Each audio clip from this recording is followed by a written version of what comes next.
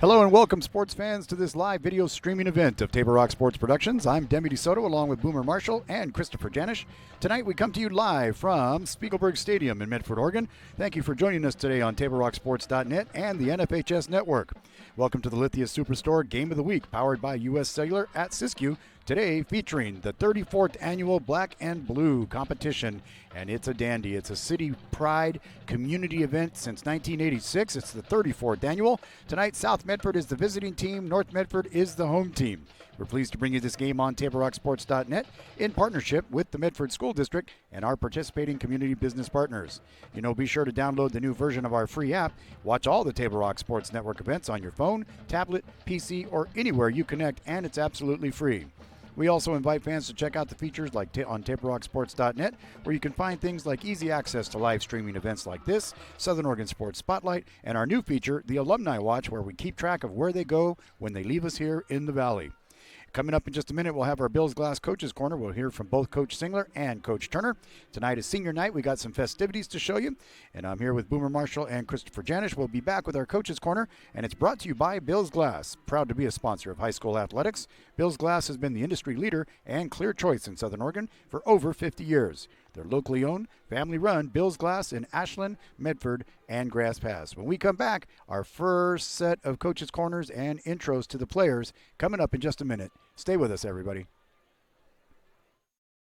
There's a time machine, not so far away, that takes you back to a world just a few streets wide, where wonder rules the day and families are transformed, from the smallest bug-eyed explorer to that surliest know-it-all. So dive into the past and let them see the world through a simpler lens called Southern Oregon. Their adventure begins when you travel Medford.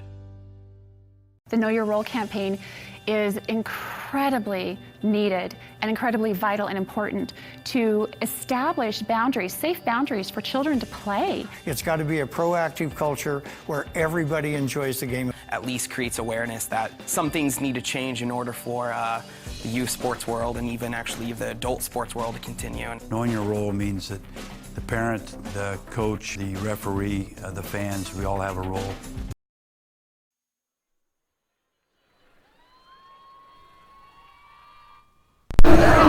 Here with head coach Bill Singler. Coach, 6-2 coming in tonight, a really big win against Grants Pass last week. Let's talk about that to start.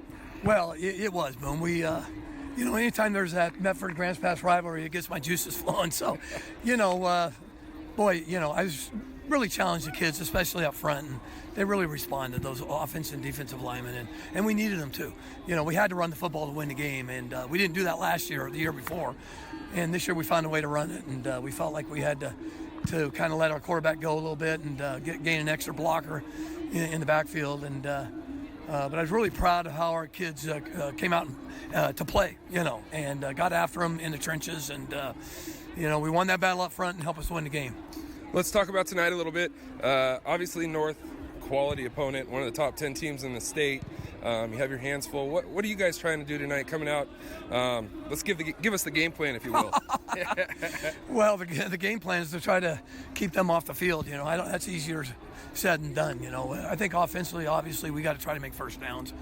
We just can't get a lot of 3 and outs, give them more ball possessions. So, and then defensively, we've got our hands full because they're very diverse now compared to last year. And, that Jet Carpenter, they can line him up as a tight end. They can put him as a single receiver away from trips to the boundary. They can put him, in slot to the field. And, they put him all over the place to get him the ball. And he's running the fly sweep as well. And a very versatile, athletic kid. And then, of course, Brad, the running back, is as good as anybody in the state. So they've got guys they're very capable offensively, and we've got to tackle well. And that's not been a real, I guess, highlight for us all year, although we tackled well last week against Grass Pass. So we're going to need that again this week. Good luck, Coach. Thank you. I'll let you go. Have fun. Oh.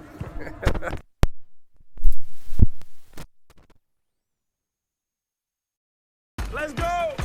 At U.S. Cellular, we heard you. You want a wireless plan that works for you. That's why we're giving you unlimited data for just $30 on a network ranked #1 in network quality performance. All that and no hidden fees. That's the best value in wireless. That work for you? U.S. Cellular. Choose fair. For the best deals in wireless on a network that works in the middle of anywhere, visit Siskiyou Cellular, your local U.S. Cellular agent. 7 locations, including Central Point off Plaza Boulevard. The Associates for Oral and Maxillofacial Surgery provide professional, personal, and compassionate care for their patients. Their offices in Medford, Grants Pass, and Klamath Falls practice the full scope of services, from corrective jaw surgery to wisdom teeth removal and much more. For more information or to schedule your complimentary dental implant consultation, call 541-779-3781. We think in our stores that we have the best selection and the best value for the dollar. My name's Haley, and I've been showing sheep for 5 years through 4-H and pigs for 2 years through 4-H. 2 years ago I got Grand Champion, and today I got Reserve Grand Champion. It's a really good program, and it teaches the kids self-responsibility. The program wouldn't be how it is today if we didn't have people like Sherb coming out and supporting us. If you shop with us, you will save money. Dear Dad, I was afraid to say this to your face, but I heard you yelling again from the stands during my game. You were shouting at the coach, the refs, even the other parents. It embarrasses me when you yell at everyone. It really stresses me out. I love sports, I love my team. I just want to play, but not if you always lose your temper. Love, Katie. Know your role. Learn more at Southern Oregon Sports. Welcome to the Bills Glass Coaches Corner here on Table Rock Sports at Spiegelberg Stadium with the big Black Tornado South Medford game, the 34th annual Black and Blue Bowl. Hysteria, hype. That doesn't mean jive, does it? Sure it does. It means a whole lot. It means a whole lot for this town. It means a whole lot for our kids. It means a whole lot for the South kids. It's the way it should be. Now on here between the stripes tonight, how are these kids focused? Are they focused the same as usual? Or are they focused a little more intensely because it's the crosstown rival? Actually, it's hard to tell with our guys. They're loose, but they seem focused, and you really don't know until you take the field. But I got a lot of confidence in our guys. So now tell me, for you, what does a week look like leading up to game night? I mean, what is the preparation? What's the regimen? What's important for you to make sure you get in a row? What are you trying to instill every week? You still start with the basic fundamentals, and you go from there early in the week, and you try to isolate strengths and weaknesses of your opponent and try to take advantage of those, and you just a little at a time, a lot of late night watching film. That's right. And is that Netflix? No, definitely not Netflix. It's a little deal called Huddle. Okay. So now tonight here, tell me a scouting report of everybody healthy. I mean, obviously we know Grafton's out, and anybody else we're not going to see tonight? Yeah, Chance Costanzo won't be out here tonight. Matt Bryant will have unlimited action. But other than that, I think we're pretty healthy. So now tonight you face the Panthers. You face Bill Singler. You know him many years. I mean, you coached against him, and you know it's going to be a chess match tonight. What's going to be happening between the two coaching boxes? Well, I know Bill's always got a surprise or two for us, and we'll see those. But realistically, he's going to do what he's going to do, and we're going to do what we're going to do. So there shouldn't be a whole lot of surprises. So now this night, I mean, we were talking about this earlier. I mean, it's November. We didn't have fires. It's got to be 60 degrees and clear skies. I mean, is it football weather? It's really surprising. It certainly looks like football weather. It's the way it should be played. I mean, we all enjoy this kind of thing. So, the weather doesn't affect the game, and that's kind of cool. So now the black and blue, all the kids, you see everybody getting all hyped up, the banners and all of that. Tonight, I mean, what do you think these kids will remember most in 20 years about tonight? The score. You think so? Oh, yeah. Yeah? Yeah. Yeah. Going back to back when you were here before, back with Rod and stuff. I mean, the black and, back in 93. I mean, remember the black and blue. Do you remember that score? No, I don't, but I wasn't playing. Yeah. I was coaching. I just know we won. This time around, it's a little bit different. It's only my second time, so it is different being a head coach than it was an assistant coach. So it's a new experience in a way for me. All right, there you have it. Some long-term goals and visions, and remembering back a few years. We're counting down to kick off the 34th annual Black and Blue Bowl here at Spiegelberg Stadium. We're back after this. Circle K is your on-the-go tailgate headquarters. Whether it's a home game or a road game, when you need a big play, call on My Circle K. From their always fresh premium brewed coffee, ice-cold fountain drinks and sodas, fresh made-for-travel deli items. When it comes to special teams, nothing is more special than My Circle K's Kickback Reward program. Rewards every purchase, every time. Find them, follow them, throw a tailgate party with them. MyCircleK.com. It takes meticulous planning,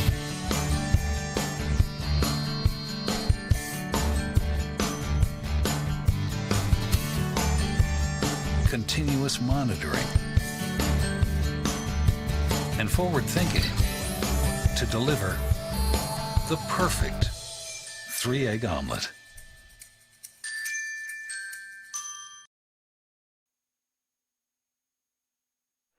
And we welcome you back to Spiegelberg Stadium, your TableRockSports.net crew tonight. I'm Demi DeSoto, along with Boomer Marshall and Christopher Janish joining us. And Boomer, you know a thing or two about this game. You were just mentioning to me off stage how old you were. You were saying 17 years ago, 2002 was that game.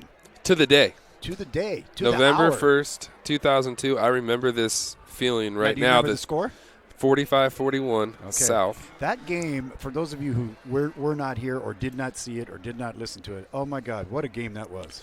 You know, two great teams going at it, both of us undefeated in the league, playing for the conference title. The way it should be. The first time that it's happened, and to this point, it hasn't happened again since.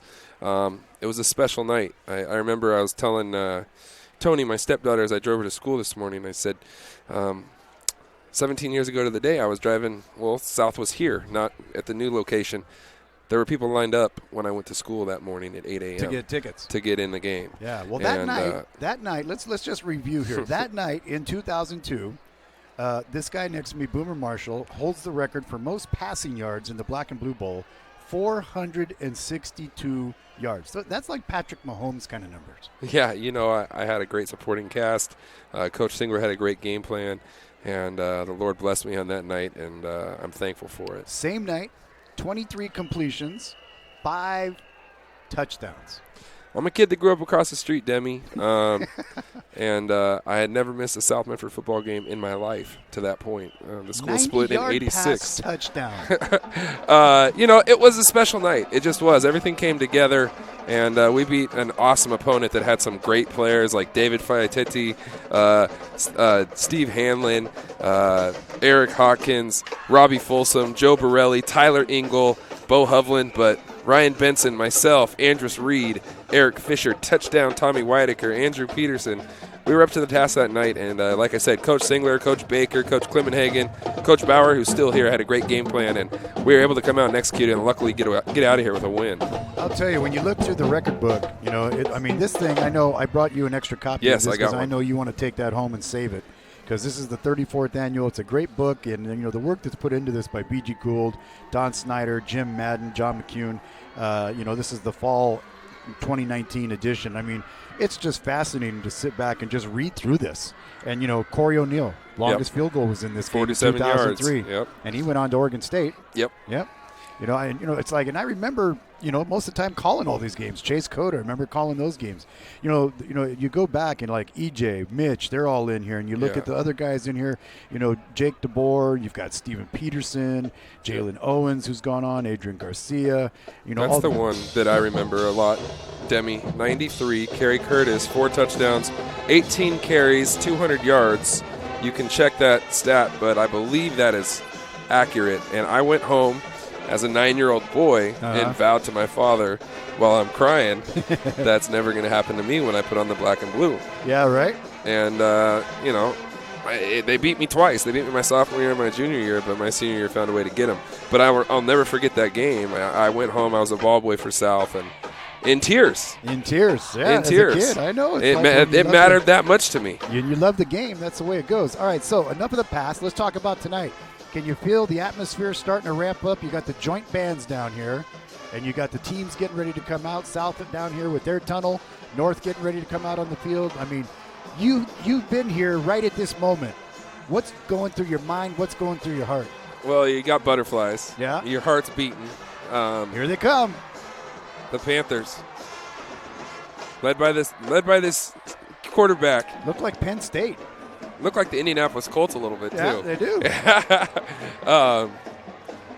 It's a special time. I'll never forget the times that I took the field in this game. Now, you are the voice of the Panthers, so you know this team real well. Give us a preview of this team we're going to see tonight. Led by Torrin Tuttle, the senior quarterback. Led by seniors. It's a program team. It's not a team with a lot of flash. Austin Boster's exciting on the outside. They got a good offensive line. They're one of the top-ranked defenses in the league. They rely on a lot of heart, a lot of effort. They're undersized, probably undermanned in this matchup tonight. But I'll guarantee you this: Coach Singler will have them ready to play. They're going to be organized in what they're going to try to do. Like Dennis Murphy. And Bill is. I'm a little biased because I played for the man, I coached for the man. Sure. But to me, I've been around some other coaches. There's nobody as good as Bill Singler. I'll take Bill Singler against anybody in the state of Oregon, and that's no disrespect to the guys across the way. Coach Turner has a great staff, and I'm partial to Bill. He's like a dad to me. He's going to have his kids ready to play tonight, and those seniors are going to be ready to play tonight. They've won 3 in a row, and these seniors don't want to break that string. They want to make it 4 in a row and tie this thing up. Right. On the other side, North Medford comes in tonight led by Devin Brad, 1,283 yards, averaging 8.1 a carry and 22 TDs. What's this defense going to have to do to stop him? Put up a brick Hope wall? and a prayer. Hopefully, if you're a Panther fan, you're saying they got to have the penalty bugs catch up with the Black Tornado again. I mean, there's not a lot that you can do to stop them. Yeah. You got to try to slow them down. You got to win early. So what I mean by that is you got to win on first down. You can't let them get into 2nd and 2, 2nd and 3 where their playbook opens up. You got to keep them off schedule, which is 2nd and 7 plus. And you got to win on first down, and you can't let them make big plays. And I'll let you call that one, Demi. Here come the Tornado out of the tunnel, the home team tonight in their black uniforms. And going back to the original red helmets with the Tornado on it, a lot of the old school fans loving it. And they come out of there. And, again, Devin Brad, you got Brendan Stoltz, the quarterback, the senior. He's done really well with 15 touchdowns, only 4 picks, and a couple of those tipped balls and shouldn't have been picks, and a couple just poor choices. But, I mean, you've got some good senior leadership, and you got some big kids on this team this year. You said that we were standing on the field, and you go, man, they're big. Well, and I'll tell you, Brad is obvious. Brad is one of the top 3 players in the state, regardless of age. Maybe the number 1 player for the junior class, I mean, that I've seen. Yep. I'll tell you the guy that scares the heck out of Bill in the Panthers is this Carpenter kid. Yeah. Jet Carpenter. He's big, he's fast, he's athletic, he's a playmaker. And if you're the Panthers, not only you got to be worried about Brad, but you got to be worried about the Jet too. Let's join our national anthem from the joint bands.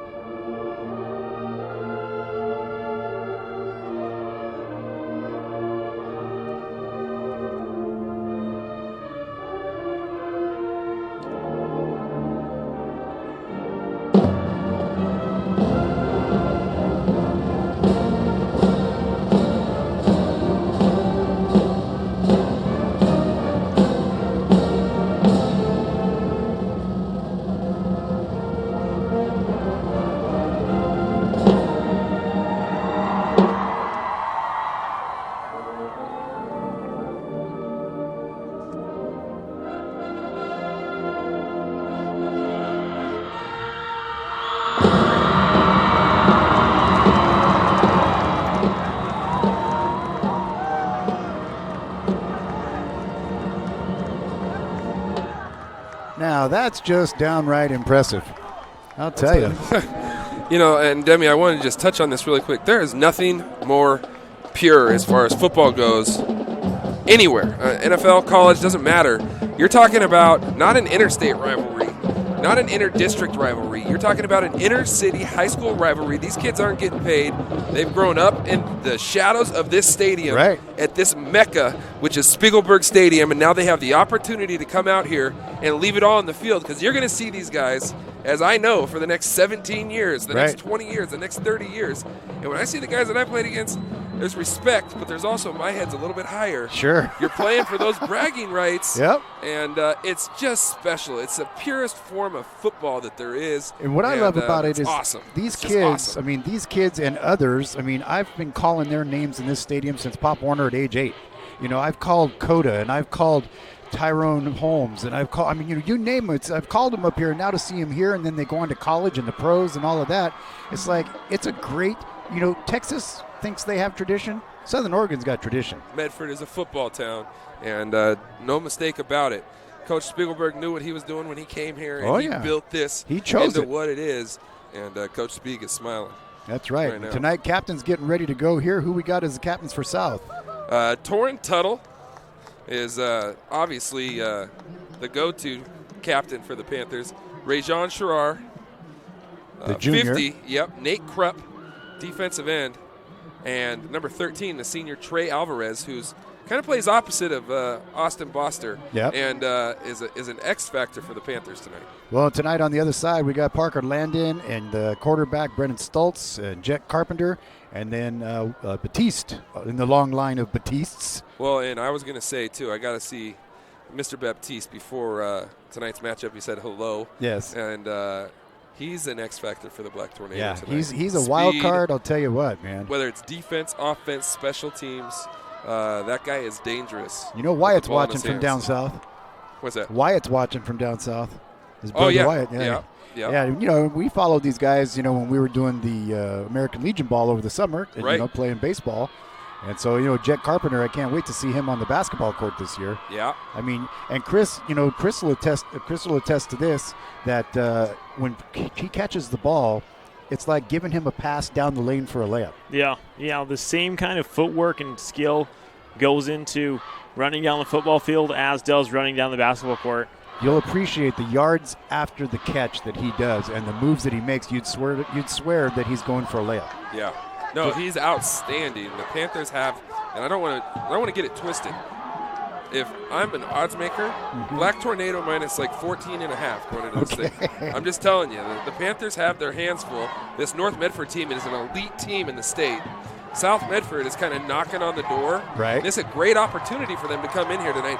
But the Black Tornado, if they show up and play their style of ball game, it could be a long night for the Panthers. Well, there's either some fireflies over there or they got a whole bunch of lights and specks. You can see it across there in the stand, and there's the band filing back in, the student section, all dressed in black, and they got the little flashlights going over there. Yeah. It's kind of like being at a concert. It's funny, though, even today, this game, both teams 6-2, both teams fighting for good playoff seeding. Right. My wife tells me back in the day, this place was 10, 15,000 people. They would bring in extra bleachers stands on in the end ends. zones. Yeah. And they had the hedges all the way around, so you couldn't see in from outside. You couldn't sit out in the cars out here like these folks. I literally grew up from my upstairs bedroom. You can see Spiegelberg Stadium. I grew up on Holly Street. Right. And it was always special whenever you got to come in the stadium. And this is why, man. This is the mecca of high school football in the state of Oregon. As good as any place on the West Coast. I'll put it up against any place in the nation. I'd rather be right here, right now, than doing anything else, Demi. Enjoying the moment, and here we go. Starting off, here's the kickoff. Taryn Brad is back deep. There's the kick. They're going to kick it to him, and he'll have a chance to run it back as he takes it. Gets out to the 5, to the 10, the 15, gets an outside corner, out around the 25, and knocked out of bounds there. Good job by Phoenix Riddle, knocking him out of bounds, and we're underway. Yeah, good pursuit there from the Panthers. I didn't think that they would necessarily kick it deep, but Coach Singler says, hey, let's go. It's time to play some football. We're not going to shy away from you. Bill and Steve both are like, let's just play football, and whoever's better is going to win. Yep, absolutely. So Let the chess match begin, though, right now. Yeah, believe me, they're already 2 moves ahead of us. So how are we going to line up? Yeah. How are we going to? How are what are we going to show them What the are we first going to time? do? So Jet Carpenter and Nolan Morris, another wild card down here too, coming out. Here's the first play from scrimmage. Stoltz in the shotgun, and right out of the gate, we're going to get a flag. That's kind of been a little bit of trouble, a little bit of problem for the Black Tornado as it was last week. Yes, it has. Is the penalty bug. A wide range of penalty bugs.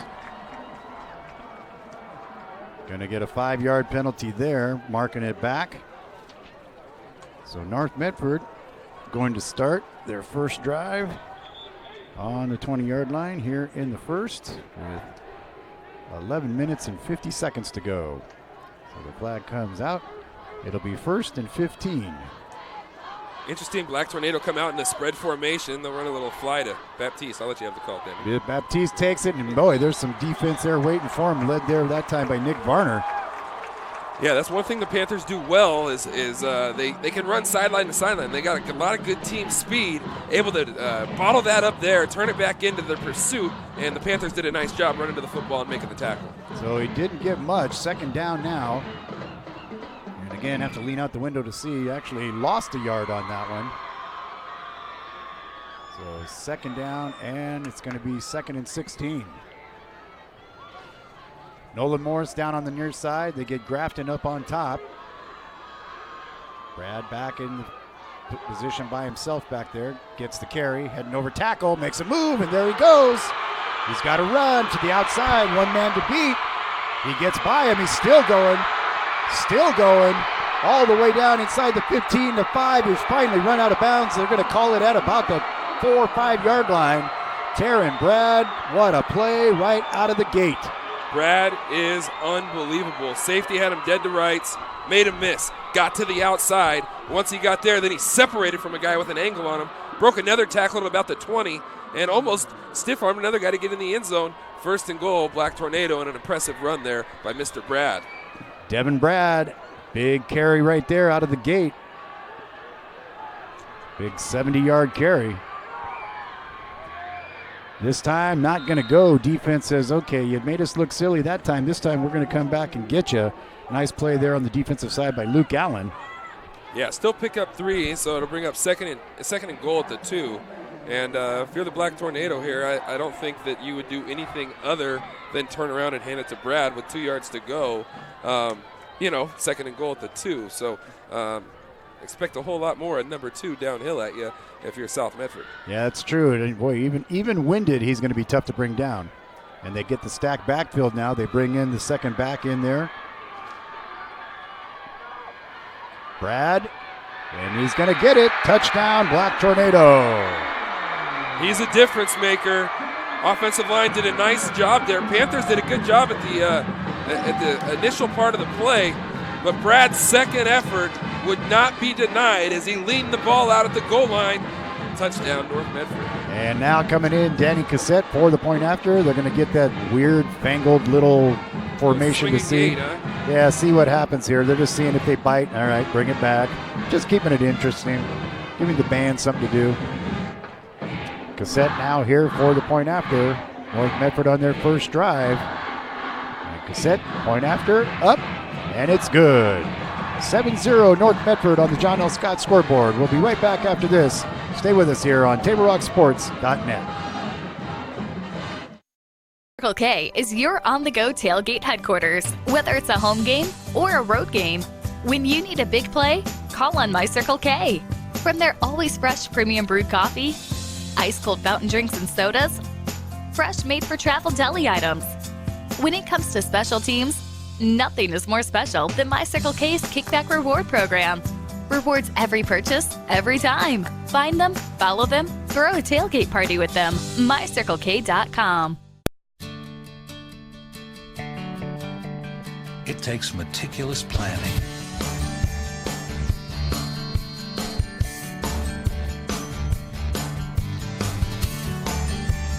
continuous monitoring,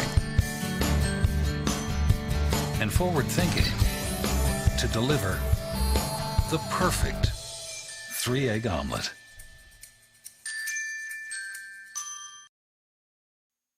All righty, on the John L. Scott scoreboard, 7-0 North Medford hits it quick, and they get it good. Impressive running by Taryn Brad, basically leading the show there. Yeah, Devin Brad is Devin Brad. I keep saying amongst Taryn boys out because it's there. a South Medford kid. I wasn't trying to correct. I know. I'm catching. I got that pointed out to me. It's like all these kids. Uh-oh. Kick is deep, and that, with his foot, they're going to call it a touchback. Yeah, and that's a big play because Austin Boster in the return game He's is quick. as good as anybody He's quick. In the state. And that extra yard, getting it just barely into the end zone, gets Boster, it doesn't give him the ability to show off that speed, and now the Panthers will take out over at their own 20.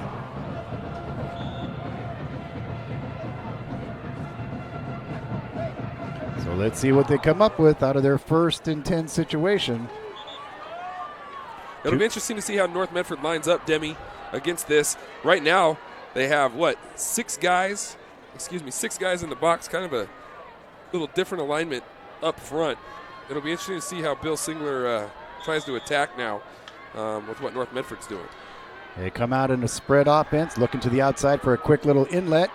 Got some room, got some legs, got a first down right out of the gate, 10-yard pass.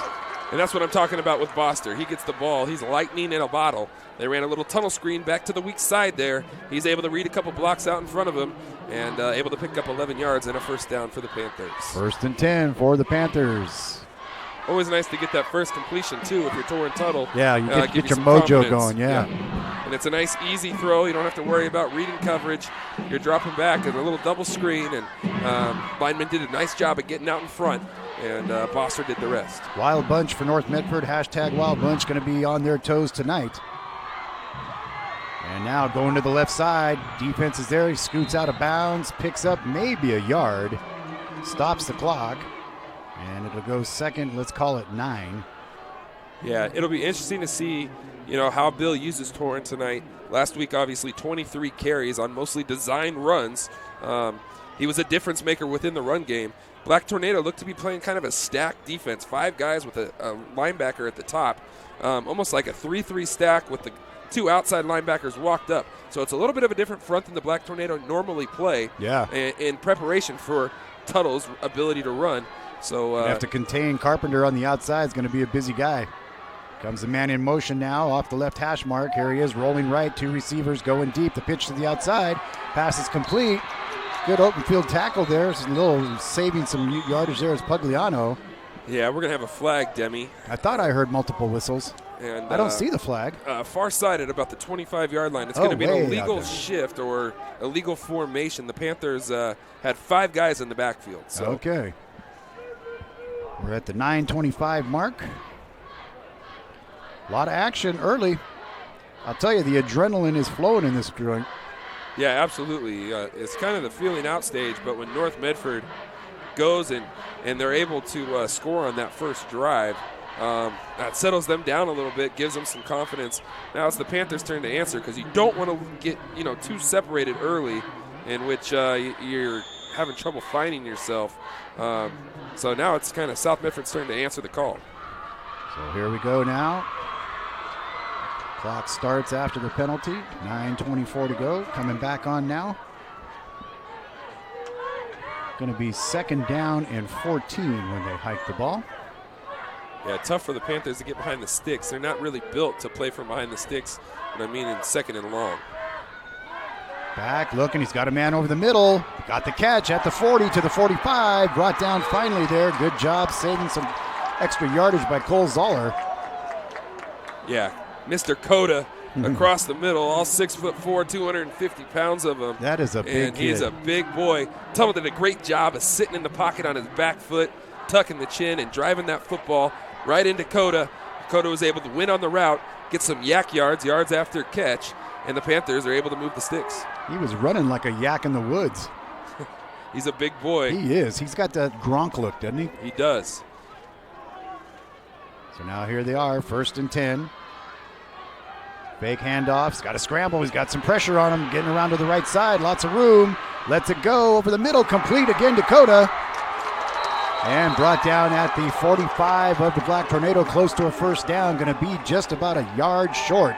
And this is where Torrin Tuttle, Demi, is really dangerous. When the play breaks down and then he's able to scramble, use his legs to gain some separation. He's able to keep his eyes downfield, and in doing so, in scramble drill mechanism from the receivers, break their routes off, work back to the quarterback. Coda did a great job making himself available. Tuttle was able to find him on the run and pick up 8 instead of losing 7 or 8. So he had a little Mahomes going there. Yeah, he's very good. He was like, looking, I'm going to make something happen. On that secondary move, and then able to something keep his happen. eyes I don't know downfield. what yet, but something's going to happen.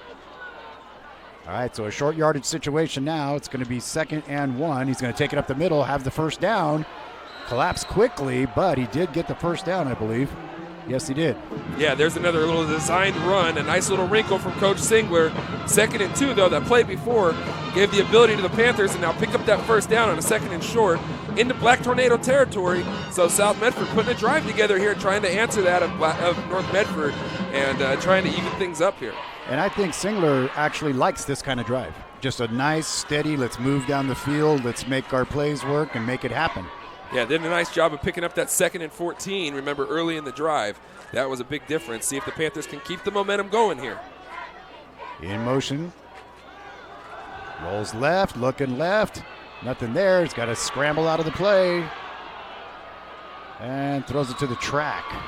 Yeah, Tuttle originally had Alvarez there in the flat immediately, but he had some pressure in his face, so maybe unable to see it there as he tried to break contain late with that kind of second move. Unable to do so and find Alvarez, had to throw it away, but Coach Singer will live with that, live to play another down, and it'll bring up 2nd and 10. As he came out of all that scurry and he said, okay, I'm going to throw it, and it's like, well, there's nobody there. Yeah. He just threw it away. Smart move. Yep. No, he's a smart kid. He's a 4.0 kid. A team first kind of kid, special kid with what he's gone through this season, and I'm sure I'll be able to touch on that more as the game progresses. 6:55 to go. Clock underway now. Scrambling right. He's got his man. Oh, just out of the hands of Coda. He had his hands on it, just couldn't get it. Covered pretty good there that time also by Cole Zoller. Boy, what an assignment. How'd you like to get the assignment? Yeah, you're going to cover this 6'4" guy who's really quick and really good. Carson there, he had his hands out in front. That right hand was above his left hand, and it was just a little bit out in front below your waist. You'd like to see him flip the hands over to have that hand catch underneath it in the ball. When you have that hand on top, that top hand's able to hit the ball. There's nothing to catch it or trap it on the bottom, and I'd like to see him flip those hands right there in that situation. Unable to do so, a big 3rd and 10 now for South Medford. One back in the backfield.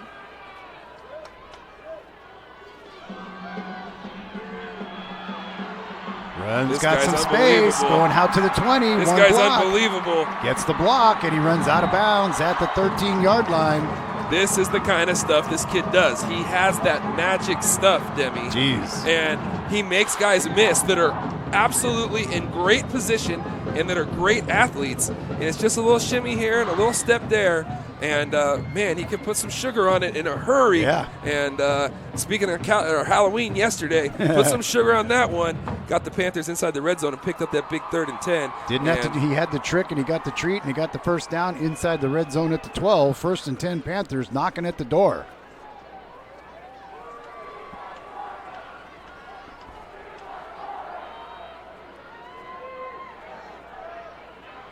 Steps up again. We got a whistle here. What do we got going on? Is that a timeout? Timeout, South Medford. South Medford decides they're going to take a timeout. We'll take one too. We'll be back after this on the John L. Scott scoreboard. Our score, North Medford 7-0. Looks like South is knocking at the door. We're back in just a moment. Stay with us, ladies and gentlemen. Doctors James Savage and Rajiv Rajagopal are happy to welcome Dr. Brian Clevenger to the Associates for Oral and Maxillofacial Surgery. Their offices in Medford, Grants Pass, and Klamath Falls offers a full scope of services from corrective jaw surgery, wisdom teeth removal, general anesthesia, dental implants, and much more. For more information or to schedule a consultation, call 541-779-3781. That's 541-779-3781.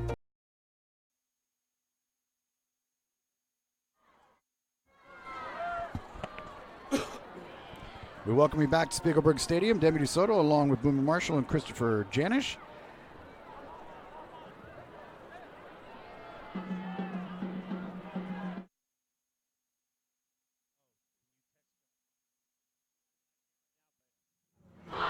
All right, South Medford knocking at the door.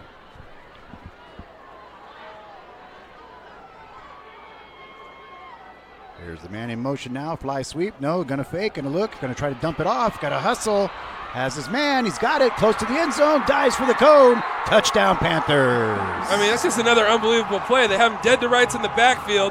Tuttle works his magic. Makes a man miss. Austin Boster there lined up at running back. Out in the backfield. Comes out Great in the flat. wrinkle there from Bill Singler. putting Boster in the backfield, matching him up with the linebacker. Fully intending Tuttle to does run a the route. rest, and got him in the end zone. And that one is for Dude, towards little brother who passed away. Yeah.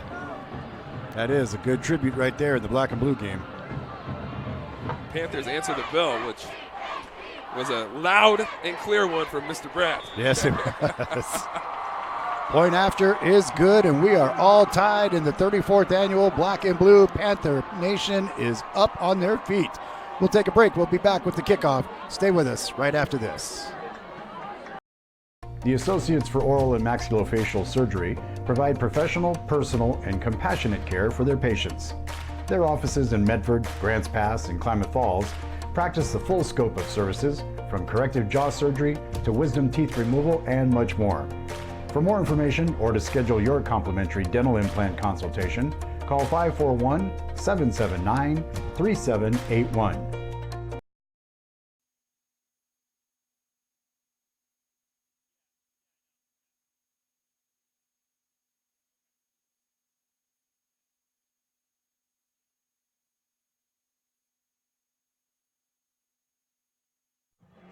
Well, just like that, 2 drives, 2 scores. Could this be 45-41, 42? You know, it looks like it, huh? I'll tell you.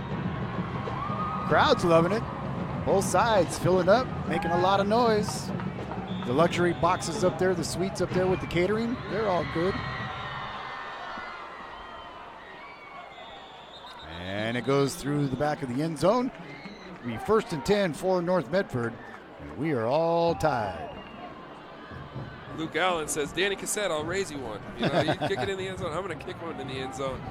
Don't let Brad get his hands on the ball unnecessarily if you're the Panthers. And I just looked up.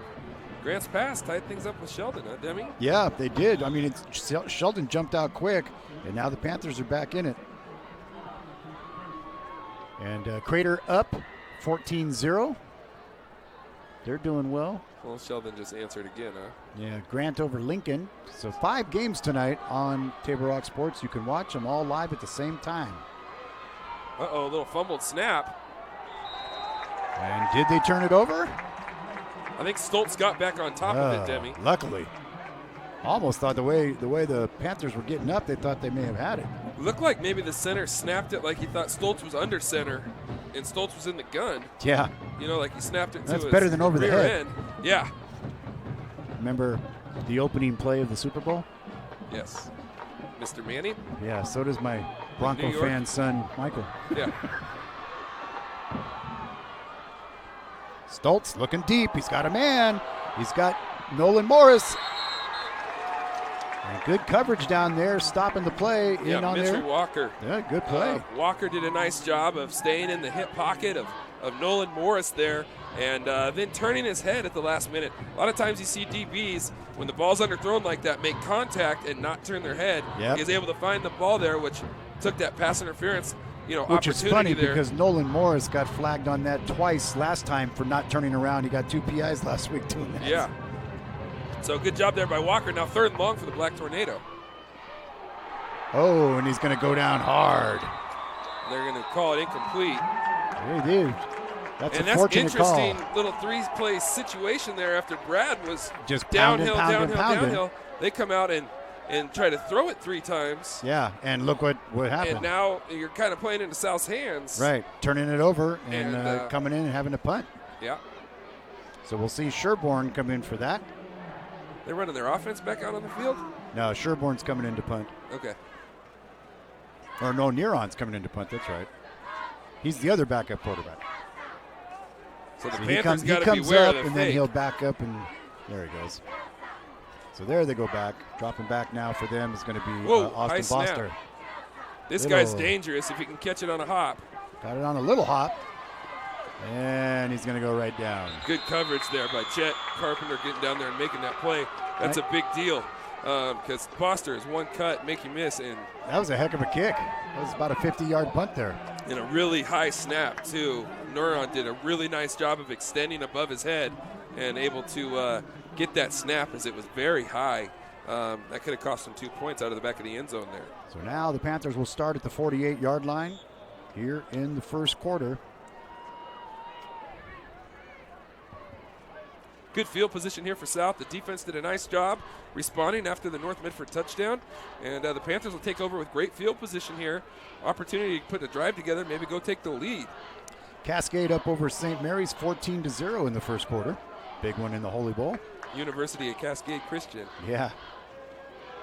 There's a big meet. I'll meet you at the line there. Big old 78, huh? Yeah, nice play there that time. Levi Griffin. He's a big kid. And then you notice he just kind of like threw him down, then jumped on him like a wrestler. Yeah, did a nice job of defeating the block there by the Panthers center. He was able to shed the blocker and then make the tackle for a minimal gain. Panthers able to pick up one there, 2nd and 9. 2nd and 9 for the drive. Out to the 49. 7-7 here in the 34th annual Black and Blue Bowl from Spiegelberg Stadium. Demi DeSoto along with Boomer Marshall and Christopher Janish. Glad you could be with us. They got Boster lined up in the backfield again here, Demi. Watch out. Out to the flat. Does he go? There he goes. Little swing out. He's got it. Jet Carpenter gets around him out across the 50. Knocked out of bounds there by, looks like that time by Batiste. And Boster is just that dynamic of an athlete because we know how good of an athlete Carpenter is. Yeah. But still able to break the contain of Carpenter there as he's supposed to have outside leverage as that outside linebacker. One extra little gear got him around the corner. He's a sprinter in track. Yeah. It's like running the 200 around the corner there. And Boster's able to pick up, 6 more and bring up a 3rd and manageable here for the Panthers.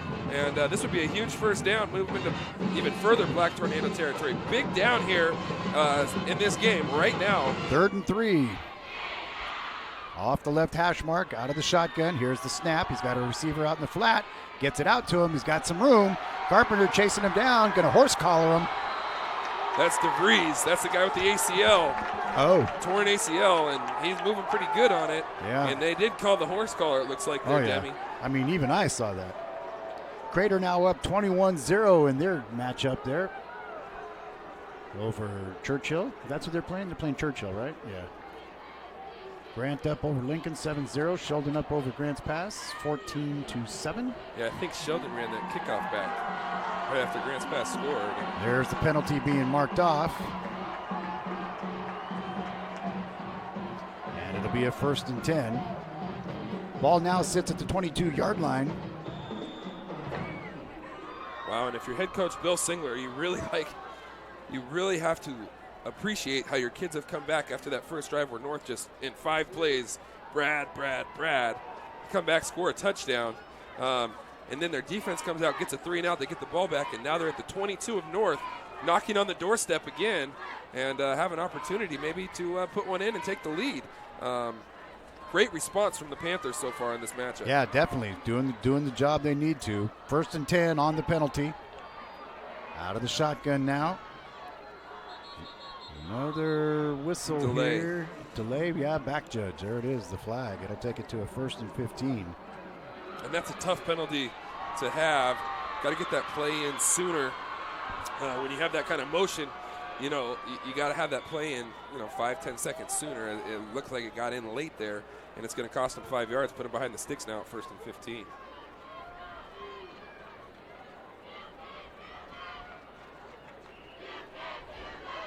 There's a cheer you like. You can't do that.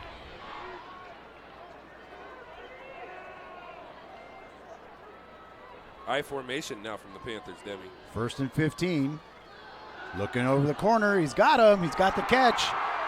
And Cassette knocks him out of bounds, but not until he gets down to the 5-yard line. Big play there. How big is Carson Cota big in this game so far? 6'4". Difference maker. Oh, absolutely. And take a look. Here's the play right here. As they come up to the line of scrimmage, they line up, they snap it. And you want to talk about the stats. I think Cota maybe only has 125 yards on the season. And look at Cassette doing everything he can just to get him out of bounds. Right. That's a tough guy to push around. He's only got 17 catches on the year. I think he's got 3 so far in this game, and he's really been a difference maker. Panthers doing a nice job of targeting him here early. Going to be 1st and goal. Here's the handoff. Out to the outside. Trips. Goes down. Maybe picks up a yard to the 4. Yes, he does. It goes down. It'll be 2nd and goal. Yeah, a little power play there. It looked like Zach Miller there, the running back, got his feet kind of tangled up with the pulling guard. It looked like he might have had an angle there to get in the end zone. Black Tornado fortunate there that they would feet would tangle up. That'll bring up a 2nd and goal now from about the 4.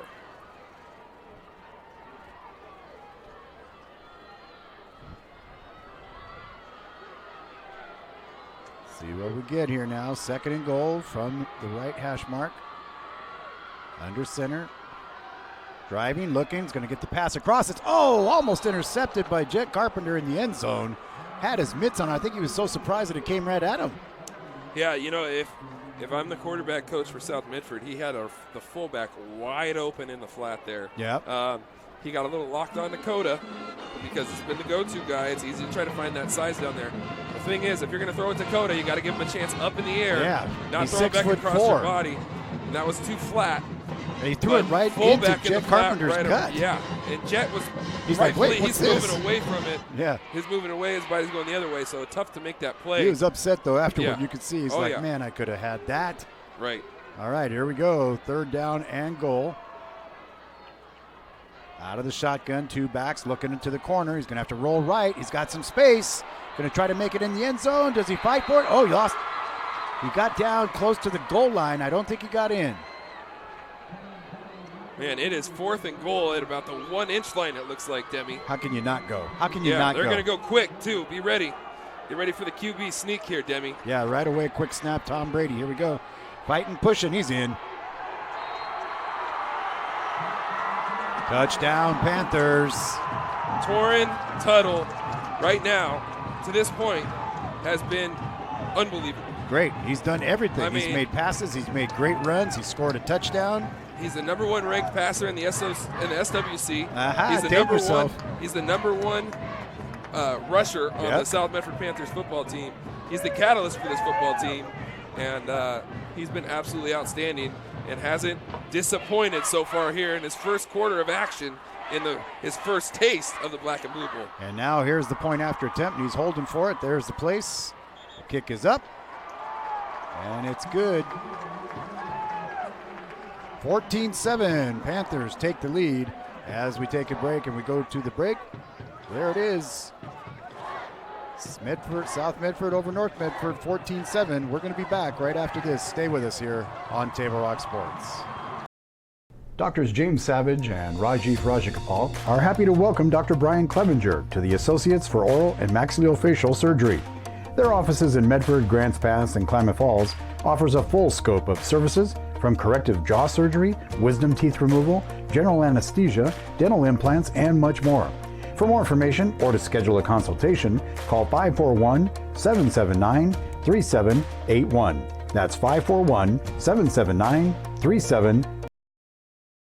Welcome back. Boy, I'll tell you, some good stuff. We're watching a good one here tonight. Torrin Tuttle, man, I'm telling you, this guy he's unreal. I mean, you think about it, this guy doesn't have a taste of this matchup before. Right. It's a kid that grew up in Grants Pass, played at North Valley, was 2-7 last year at North Valley. Yeah, as a starting quarterback, and has been here under the guidance of Bill Singler for about 6 months, and he's doing this. And Brad stood at the goal line trying to catch it without going into the end zone so he could run it back. Yeah, that's savvy. He's like, I want to run it. I want to run it. That doesn't tell head coach Steve Turner, like, hey, you better turn around and hand me the ball. I don't know what does, right? Yeah, it's like, I want to run the ball. Yeah. I don't know if the Black Tornado will do anything more than that on this drive. After the last drive, with 3 consecutive plays, they didn't hand it to him. Right. And it ended up in negative yards. Yeah. And then a punt, and then the Panthers take the lead. Got to go with You got to go with what you brought here, right, Devin? 3 yards and a cloud of pellets. Yeah. And a cloud of Panthers. Yeah. Brad running downhill at you. In your wake. Okay, here it comes back to Brad. Gets his little off tackle, gets his move to the outside, and there he goes. Across the 40. One man hits him, knocks him out of bounds at the 45-yard line. Late hit flag comes down.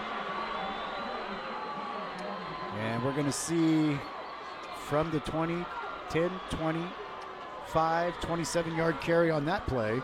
So he's got over 100 yards on the night. I don't think I would do anything but hand it to 2 of him. And if you don't go to him, I mean, Chris, we've known in the past, they've also got Sandusky. They've also got Baptiste. Yeah. They got 2-3 guys they can go to. Yeah, if the running game's working, they don't need to rely on Brad. They have other guys they can give it to.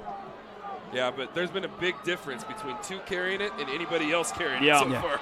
I mean, you're talking about the best. I'm just watching that run, the best player in the state. You know who he Period. reminds me of? Tebow. Well, he reminds me of a guy that runs with the vision of Parnell. Yeah. With the speed of Andrews Reed. Okay. Does that ring a bell? Oh, yeah. There he goes. He's better again. Look than at Tebow. him go. Look at him go. Look at him You go. can't get him down. You The can't get legs. him down. You can't tackle him. Ball comes out late. Goes out of bounds. So that is going to be 10, 20, 30 more yards onto his night. So he's got roughly, by my non-BG Gould stats, 130 yards on the night. Too bad for Brad that those lateral yards don't count towards his yards on the night, because he went from 1 hash mark to the far sideline. Yeah, he did. I mean, so with that, he's close to 1,400 yards on the night on the season with 23 touchdowns. Yeah. No. But he reminds me a lot of Patrick Tebow. Yeah, Tebow, his running style. He's faster than Tebow. He's stronger than Tebow. And Tebow's got to look in that rearview mirror right now, who holds the black and blue record, 238 yards in a game. Yeah. Well, Brad's about to break that in a quarter. Okay, this time there goes Baptiste, and he's a quick little squirt through. Yeah, it's a nice change of pace. Real quick, and the ability to, get downhill in the hole and then be able to make a cut, get to the outside. He does a nice job as a change of pace guy, kind of thunder and lightning with Brad and Baptiste. So it's going to end up being 2nd and 5 now. Well, I tell you, I just love the electricity of this joint right now. 2 packed stands, 2 loud crowds, 2 good teams. There goes Baptiste, squirting his way through inside the 10, down to about the 7. Though I guess the 8's the best they're going to give him. Going to bring up a 3rd and short situation, 3rd and maybe 3. I'll give you 2 guesses what they're going to do, Demi, but I think you only need 1. Yeah, I don't see a flea flicker coming. I mean, they could play action and roll out, but Brad is in beast mode right now. What's been really working well for him is Brad off tackle. Yeah. like Brad a 46 or something like that. They could throw it to him, and he could, run backwards, and I think he would get the first down right now. Out of the shotgun, 2 receivers down. There's Brad cutting back up the middle, heading for the goal line, and he gets across. Touchdown, Black Tornado. That's what I'm talking about. You hand it off to 2, you're going to get a touchdown. That's right. Period. They both begin with the letter T. I mean, Baptiste did a nice job picking up 5 yards and 3 yards. Giving 2 a breather. Yeah, giving him a breather. But you give it back to him. Look, he's walking off. He's tired. Yeah. He's ran about a mile already. Yeah. He's got about 150 yards.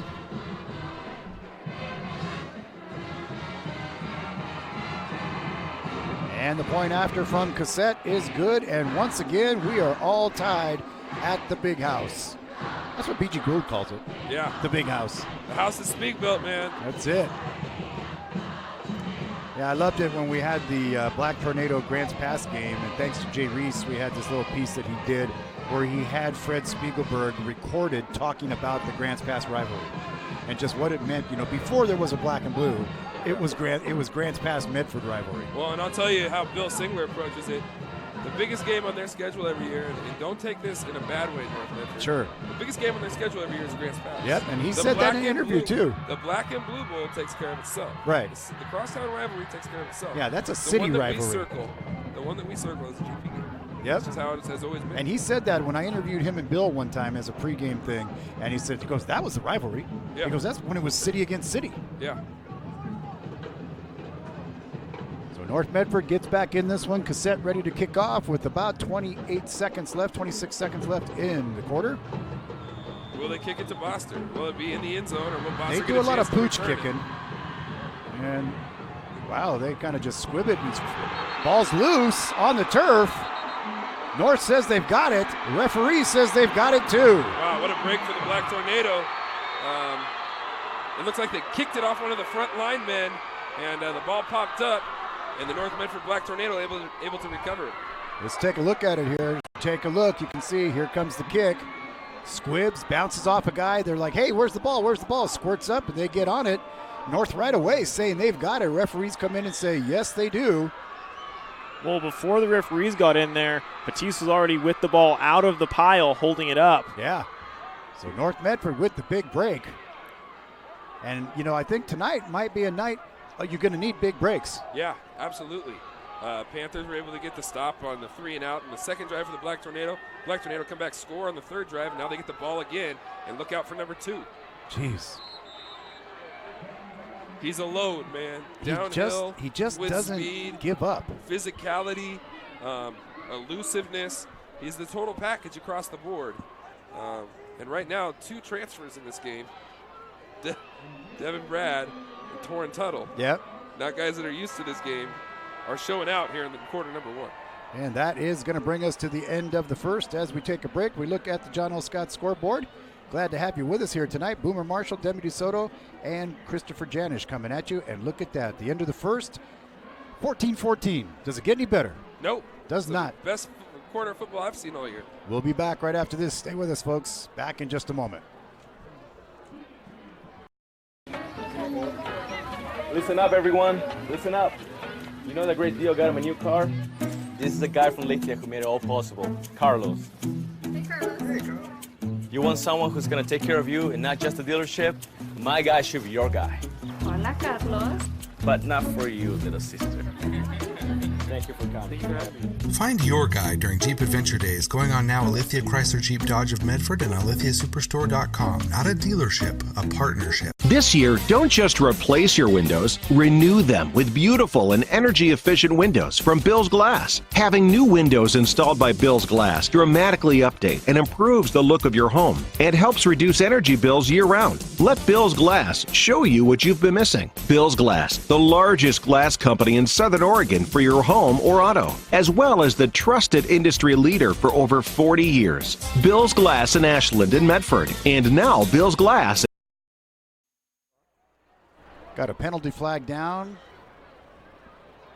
Maybe an illegal block. Let's see what Mr. Whitecap has to say here.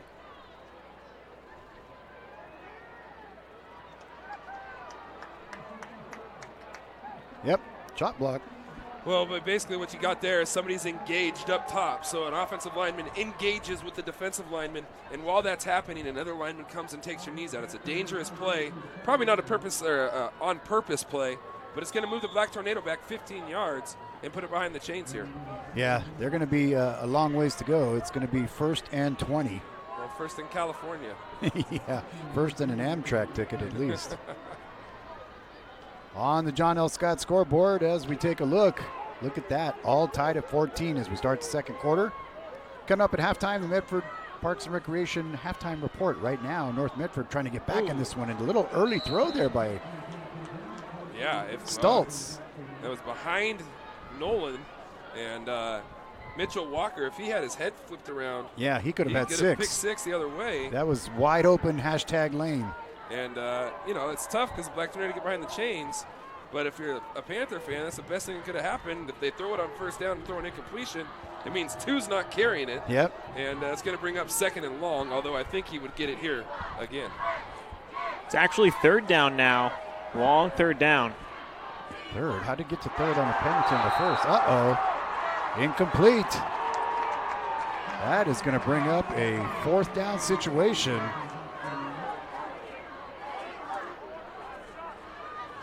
So you're in a precarious place here at the 49. 4th down and 20.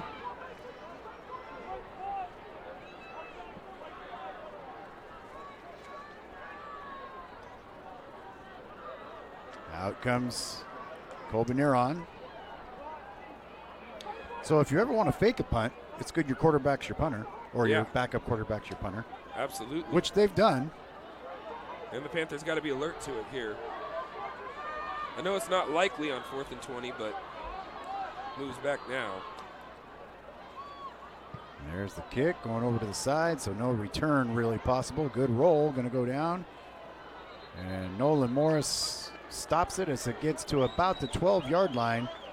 And that's where they'll start off, 1st and 10. Big penalty on that illegal chop block. Yep. Got the Black Tornado out of their rhythm of handing the ball to the number 2, Mr. Brad, who has been unstoppable to this point. I mean, he's Superman. Devin has just been all over the place. I mean, 150 yards is what I've got him for. Where's BG Gould when you need him? On pace for 600. Yeah. You know what's up the street? Arby's. You know, before or after the game, you want to stop in there, 41 East Stewart Avenue, where they've got the meats and they mean it, and I tell you, that sounds good right now. Arby's at Stewart and Riverside, before or after the game, or up there by the Red Roof Inn. They've got the petite filet sliced sandwich right now. Are they open after the game? Yeah, filet mignon. Petite filet mignon sandwich. Filet mignon sandwich. Throw some horsey sauce on there, baby. You can't go wrong. Tasty. Here we go. There's a little run, big space out to the outside, still on his feet. Takes a couple to bring him down, but he's out to the 30. The ball's down. That's senior Mason DeVries right there, playing on a torn ACL. Yikes. The kid is all heart. First down, little carry there, little wind back zone play. Good job by the offensive line, moving left with a little wham block from fullback. DeVries did a nice job of following his blockers downhill, cutting it back, and able to pick up enough for the first down.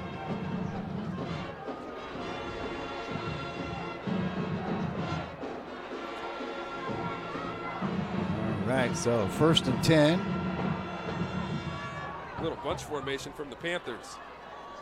Hand off right up the middle. Got some running. Arm tackling, not going to bring him down. You got to get that body. DeVries again. I mean, yeah, he's just a tough kid, man. Henderson with the stop. Henderson's an old South kid, too. Played with these South kids growing up. I think played at South Medford actually as a freshman. And so knows these guys very well. Able to make the play there. Where's he going?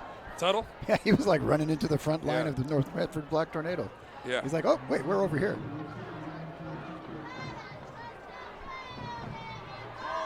Second down and 9.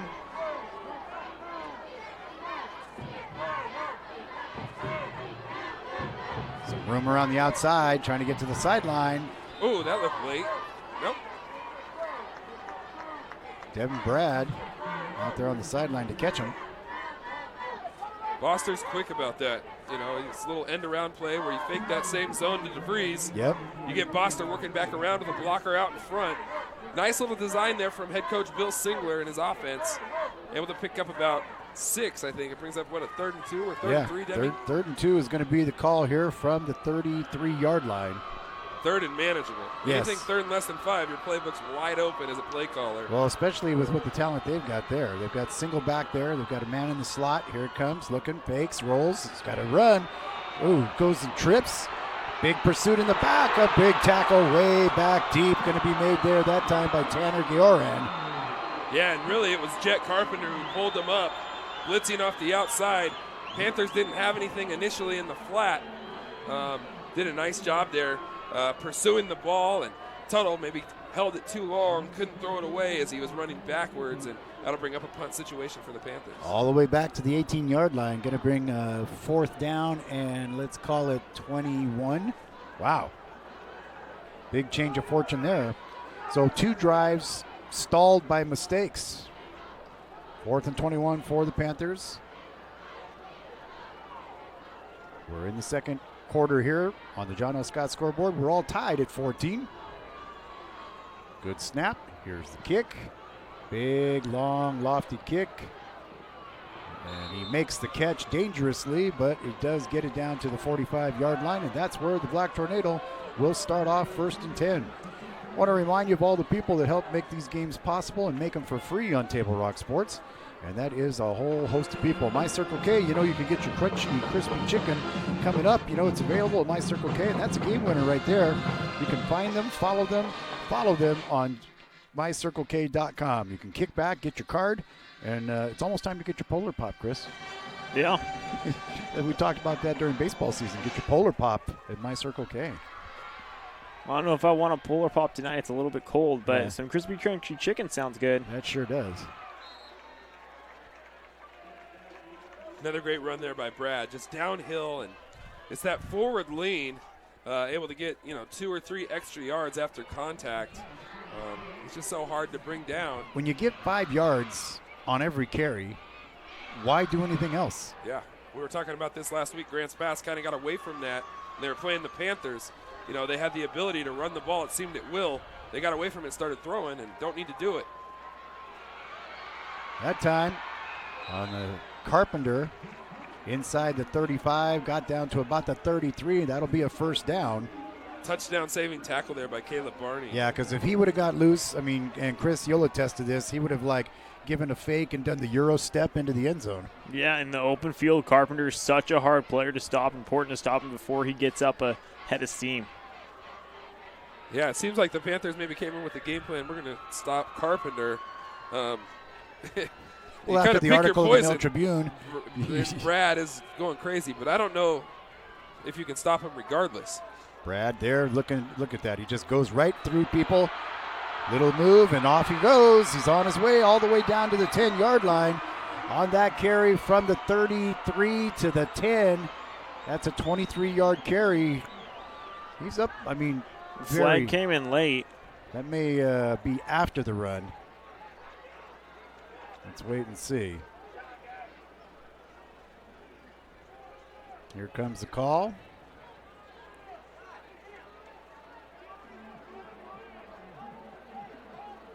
Okay, against the Black Tornado, unsportsmanlike, and well, they're marking it off against the Panthers. Did he sign his hands the wrong way? I think so.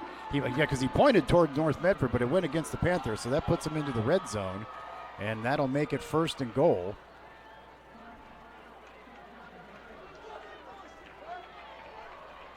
And what do we got? A timeout? Yeah. All right, we got a timeout. We'll take one, too. We'll be back right after this. Stay with us. John L. Scott scoreboard. It reads 14-14. They're trying to change that, though. We'll be back right after this. Stay with us. 1991, Medford area residents have looked to Eye Care Associates of Southern Oregon for vision care for the whole family. Specializing in optometry for adults and children, ECA uses state-of-the-art diagnostic tools to scan for health risks and get your prescription just right. Get your students a comprehensive vision check to ensure they have their best chance to learn and succeed. And look good while you see well. Specialists in our optical boutique have extensive styles on hand or can special order. We hope to see your family at Eye Care Associates of Southern Oregon. Visit Eye Care. All righty, as it sits on the John L. Scott scoreboard, we're all tied at 14. Coming up at halftime, playmedford.com.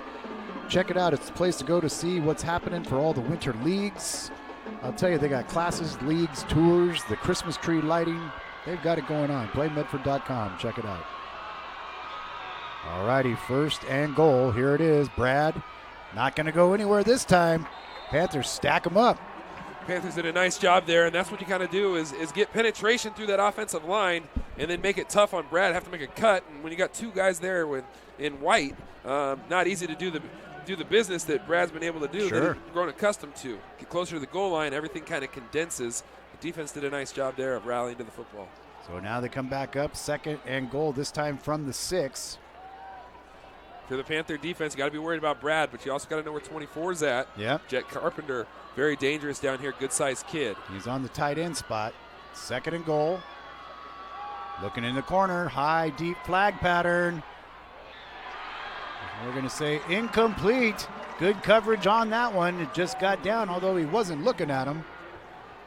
Blocked it out. And that is going to bring up a 3rd and goal situation for the Black Tornado. Stoltz literally threw it to the worst part of the field for us to see it, right, Debbie? Right, we had to risk life and limb and hang outside the window to see it. And, thank goodness Chris had his camera. I think he had it on like a pod. Yeah, we see it goes way over. We can't even get our picture in because it goes outside the box. Right. Once upon a time, Bill Singler almost fell out of the box at Roseburg when Mitch Singler caught a touchdown pass.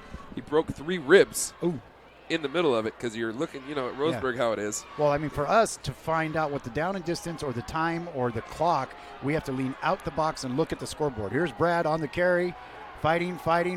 He's going to get down maybe to the 4, but that's going to be it. And that is going to bring up now a 4th and goal.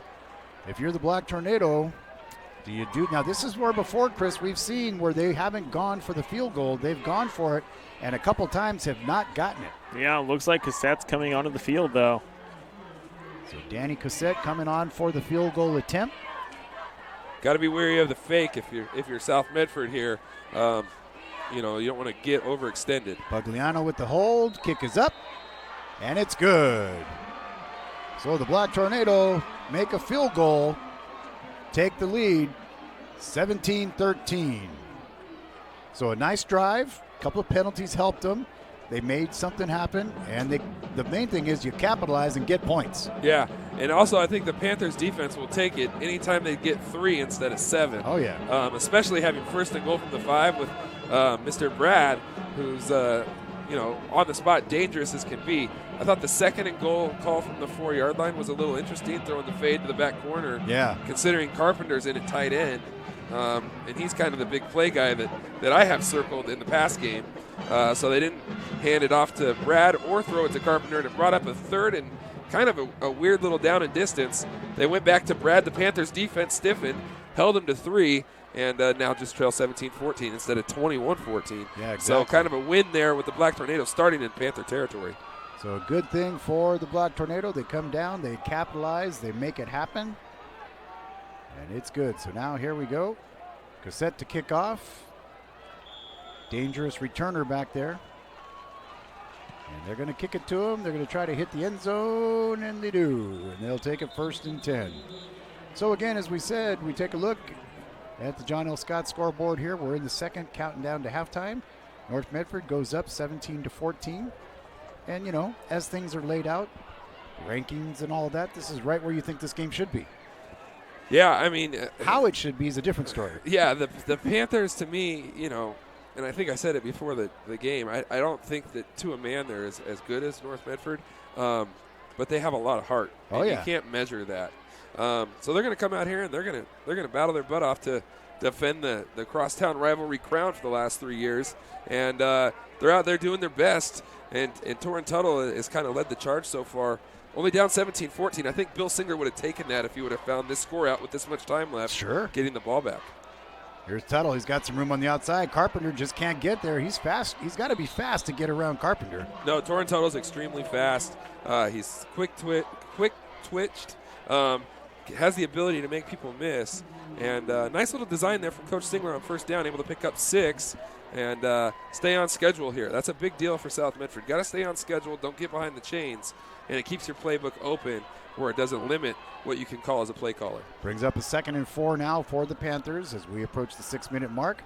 Coming up at halftime, the Medford Parks and Recreation halftime report. We'll tell you all we can about scores, tell you review the first half.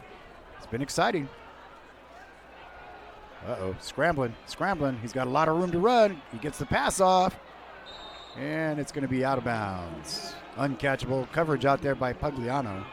Yeah, it looked like Tuttle had some room to run there. And he didn't pull the 10, trigger. 15 yards of space. And kept his eyes downfield and just missed Walker, maybe a little bit late on the throw. But it seemed like Torrin, once he got out there, maybe his eyes too far downfield and not seeing what was right in front of him. It'll bring up a crucial 3rd and 4 right here, because if you're the Panthers, you want to stay within range of these guys. You don't want to let them get out in front of you by 2 scores, which if the Black Tornado could get the stop here, it would kind of set that up. So now out of the shotgun, 2 backs with him there. Rolling out. He's looking deep on the crossing pattern. He's got it there, Dakota. Late flag, too. Back in the back, roughing the passer, maybe? Yeah, it looked like Tuttle had a clean pocket.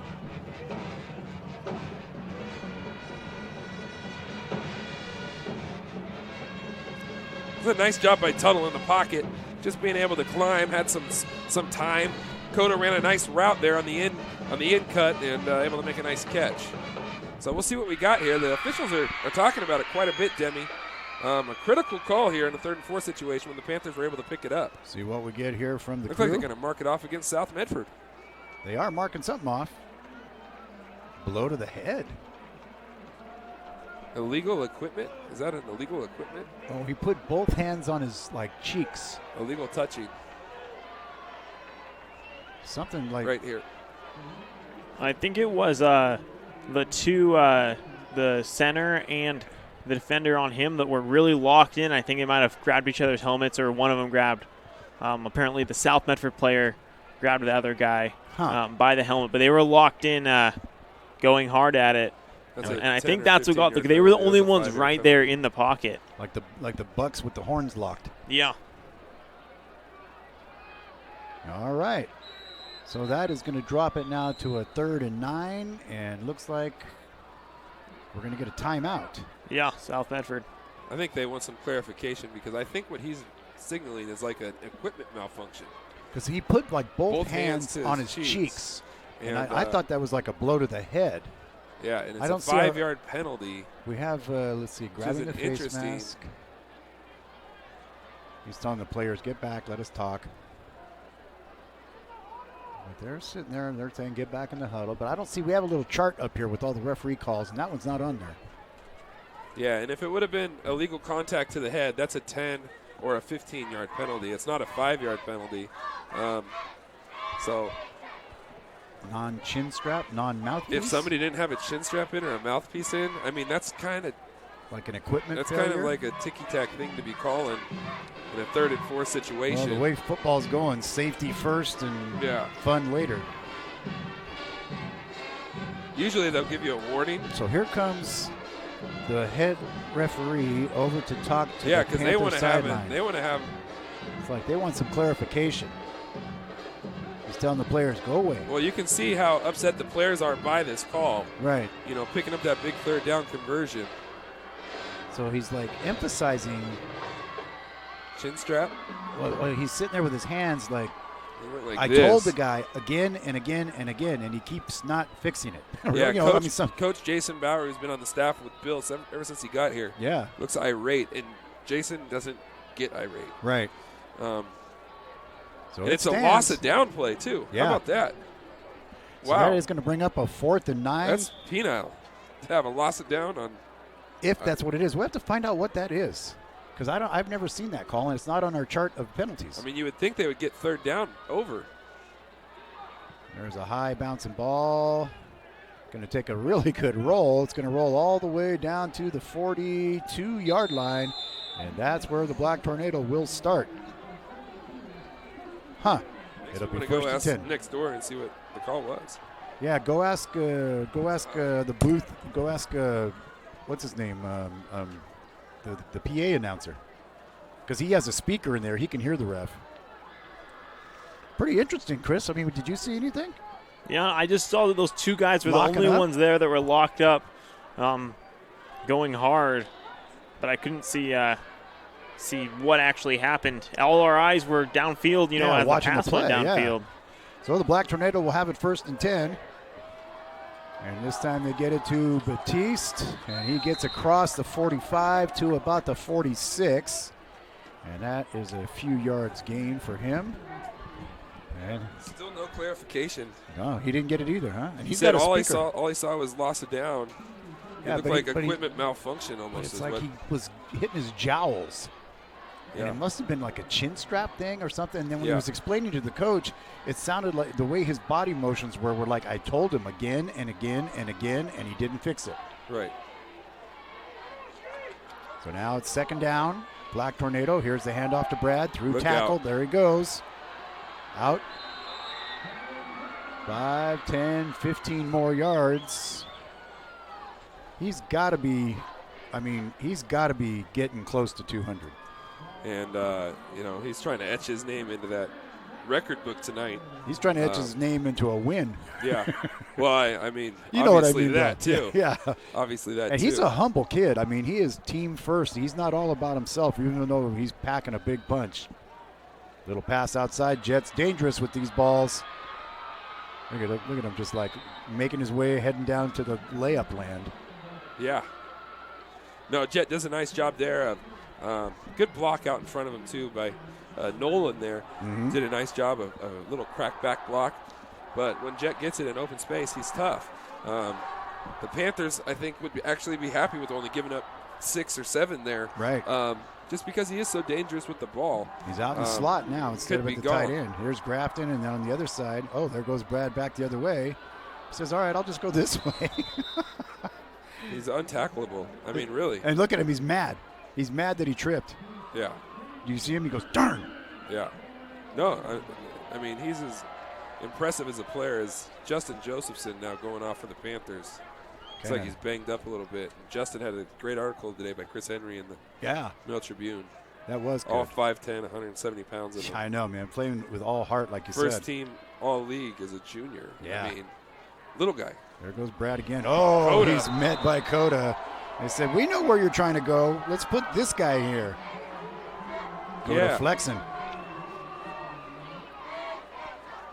Little contact, Petey. Yeah. Says, all right, you want to come back over this way? Say hello to my little friend. Coda's about the one guy on the field that can match up with Brad, physically. Yeah, in size and size strength alone. I mean, everybody else for the Panthers really undersized. Stoltz back. There's got a Wide man going open. deep. He's got Grafton. Makes the catch. Touchdown, Black Tornado.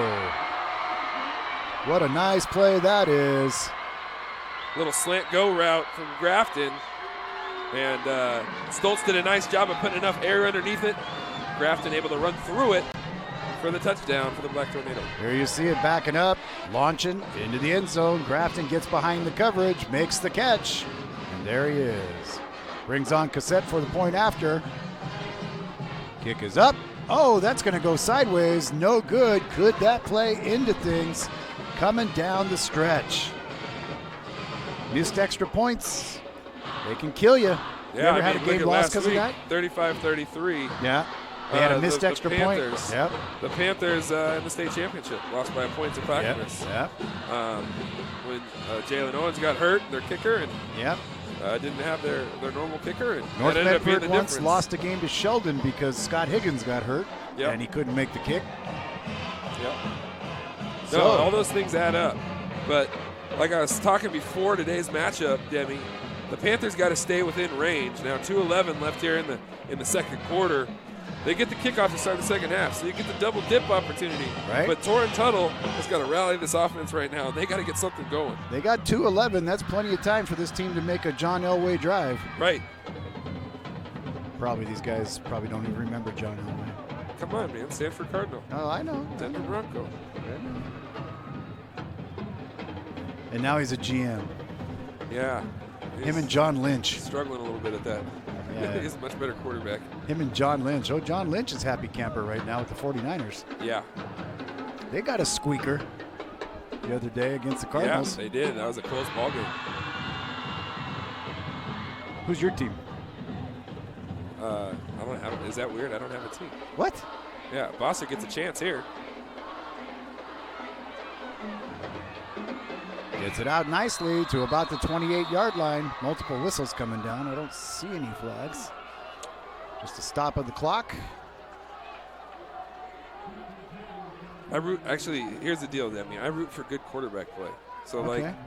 I love watching Tom Brady play. I used to love watching Peyton Manning play. Yep.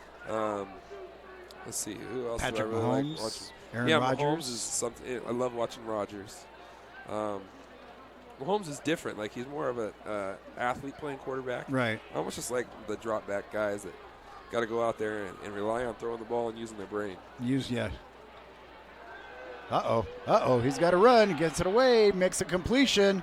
Oh, DeVries' knee just gave out. Uh-oh. That's what we were fearing. Hopefully, pray it's not what we think it is. He went with his hand right to his knee.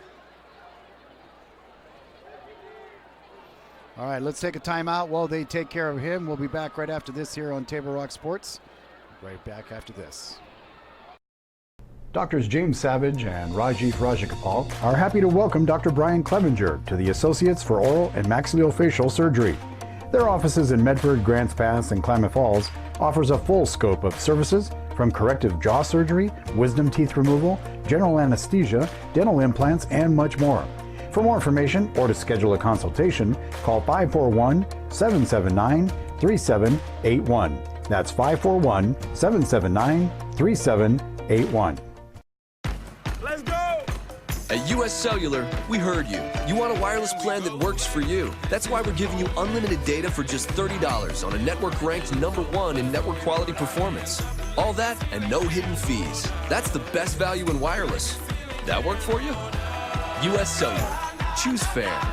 For the best deals in wireless on a network that works in the middle of anywhere, visit Siskiyou Cellular, your local US Cellular agent. 7 locations, including Central.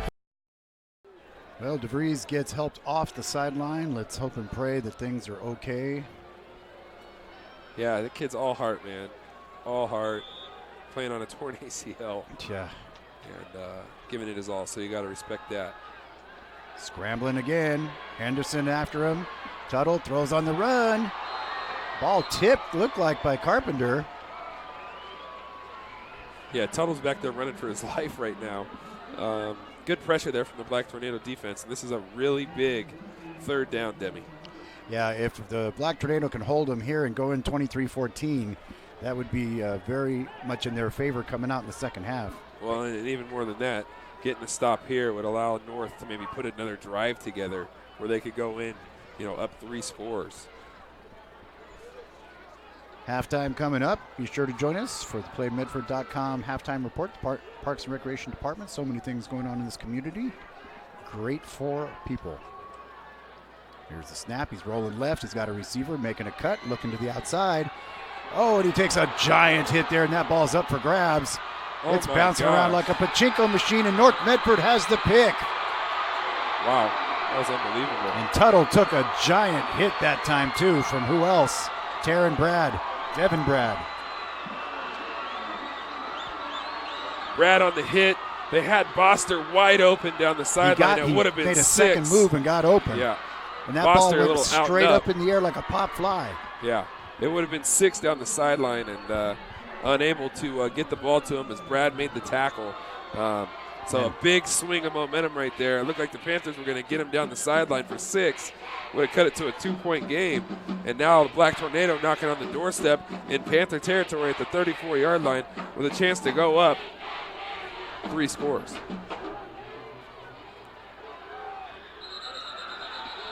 Penalty flag down. Going to get a motion call. As we get this marked off here, let's take a look at this. As that hurts just to look at. Here you see, here's the snap. He's rolling to his right. Here comes Brad, full speed ahead, and he just lays into him right in the ribs. And that ball bounces once, twice, 3, 4 times, and then they come down with it. And it is coming up with it. Nicely done. Cole Zoller, yeah. Yeah, Zoller, big play there. Brad just stole that from him. Almost looked like a Statue of Liberty play. And now Panthers South stole it they from got him. it back. No, they wow, let's get the replay on that. Wow. It looked like he stole it from him. Panthers came up signaling that they had it, and the officials didn't think so. Yeah. We were in the middle of the replay, so we didn't get it. But let's see what happens as they come back.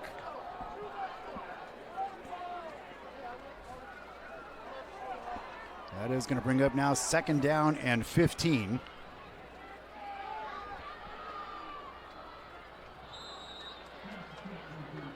Good defense there by South Medford. Mitchell Walker on that out route from Nolan Morris. Roll into the boundary there with Stoltz, and Walker didn't allow Morris to be able to get separation on that out route. It's going to bring up a 3rd and long now, and might be 2-down situation here for the Black Tornado. So if you're the Panthers, you got to be heads up to a little draw play, maybe a little screen play to number 2. Get something, Brad, instead of the long, yards. I mean, North has the run and the long pass. Yeah. That's basically what they've been running. Brad's back there. He steps out, blocking. There's the long pass going downfield. They've got a man.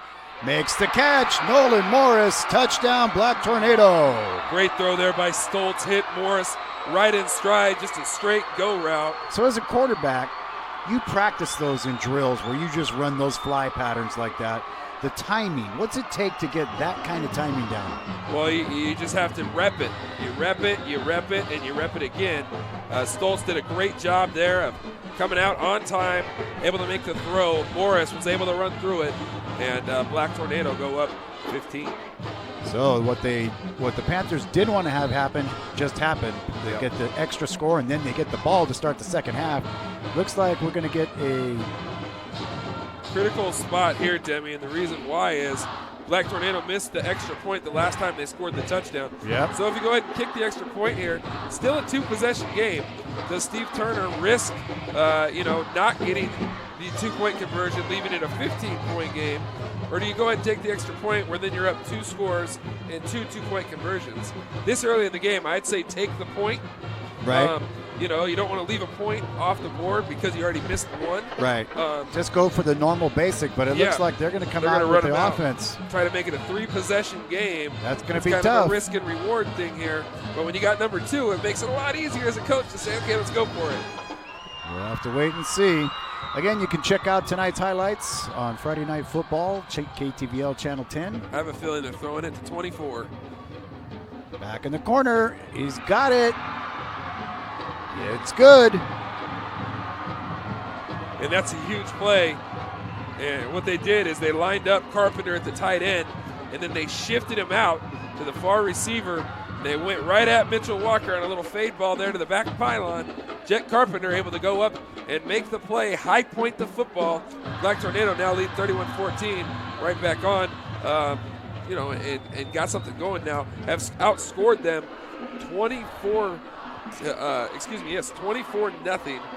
here in the second quarter, I believe. It might have been tied 14-14, but 24 straight points from the Black Tornado. Great jump. Nice SWAT attempt to try to knock it down, but they just couldn't quite do it as Mitchell Walker goes up. But Jet Carpenter was up there like on a jump ball. And it's 31-14, Black Tornado.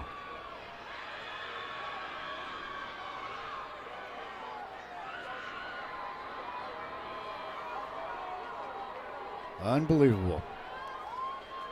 So, second quarter.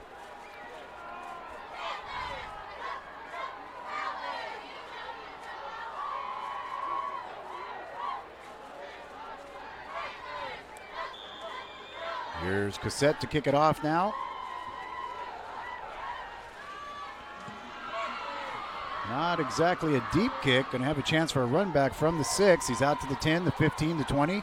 Big heads-up tackle there by Colby Neron. A couple of pairs of 14s going at it there. Yeah, good play there by Neron on the special teams. Bosser didn't have much real estate to work with there, and the Panthers will start deep in their own end. Be 1st and 10. As we count down to the half, Demi DeSoto along with Boomer Marshall and Christopher Janish coming to you from Spiegelberg Stadium. Well-lit Spiegelberg Stadium. Lots of flashlights here tonight. I guess we could probably be seen for miles in the sky. Absolutely. I'll tell you, both student Stadium. sections just lit. Big defensive play behind the line there by Sandusky. Yeah, good job there by penetration in the north defensive line, able to shed a blocker, get penetration in the backfield, and then ultimately hit the Panthers for a tackle for loss. And Panthers looks like they're just kind of trying to concede this thing, get out of here, regroup at halftime, and try to come back with the ball in the second half to get something going. Figure something out, but right now they're sitting back now looking at a 2nd down and about 12 situation. Again, the John L. Scott scoreboard, they've got offices in Medford, in Ashland, and in Eugene. If you're looking to buy or sell, they're the people you want to call. Sheldon up 28-20. Grants Pass making a comeback up there. Yeah, you know, big win last week for South Medford. And there's a nice pass outlet there. Some room. He's out to the 20. Gets around Carpenter, who runs him out of bounds at about the 30-yard line. So Panthers on the move. Out to the 35. They stop the clock.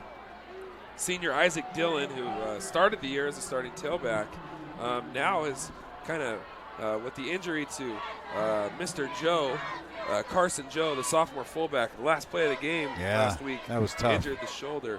But now Isaac Dillon filling in at that fullback role. Torrin Tuttle did a nice job with a little play action fake and found Dillon out in the flat, able to hit him and get enough for the first down. So now 1st and 10 for the Panthers at the 34-yard line. They hand it off. Some room. He's got a lane. He gets outside. He's got a big lane. Some speed. Takes the dive and gets the tackle from Batiste, but into Black Tornado territory and more. 22 seconds left, too. Panthers are going to go hurry up here. Call something. Clock ticking.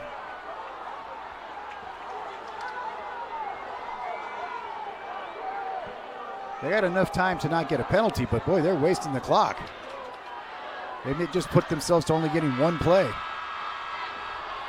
Oh, he gets away and just lunges it out of bounds. Goes to the cheerleaders down there. And that will take us to the half. Boy, I'll tell you, they sure spent a lot of time not really. I think Bill already left the box. He's already down because they were planning on running the ball and getting out of here. And then Zach Miller ended up breaking the run, getting up to about the 32-yard line. But Bill was already on his way down the stairs and unable to get anything going. Yeah, that play, I'll tell you, they could have ran 2, maybe 3 plays. Right. And he just, they spent a lot of time. We'll take a look at it here.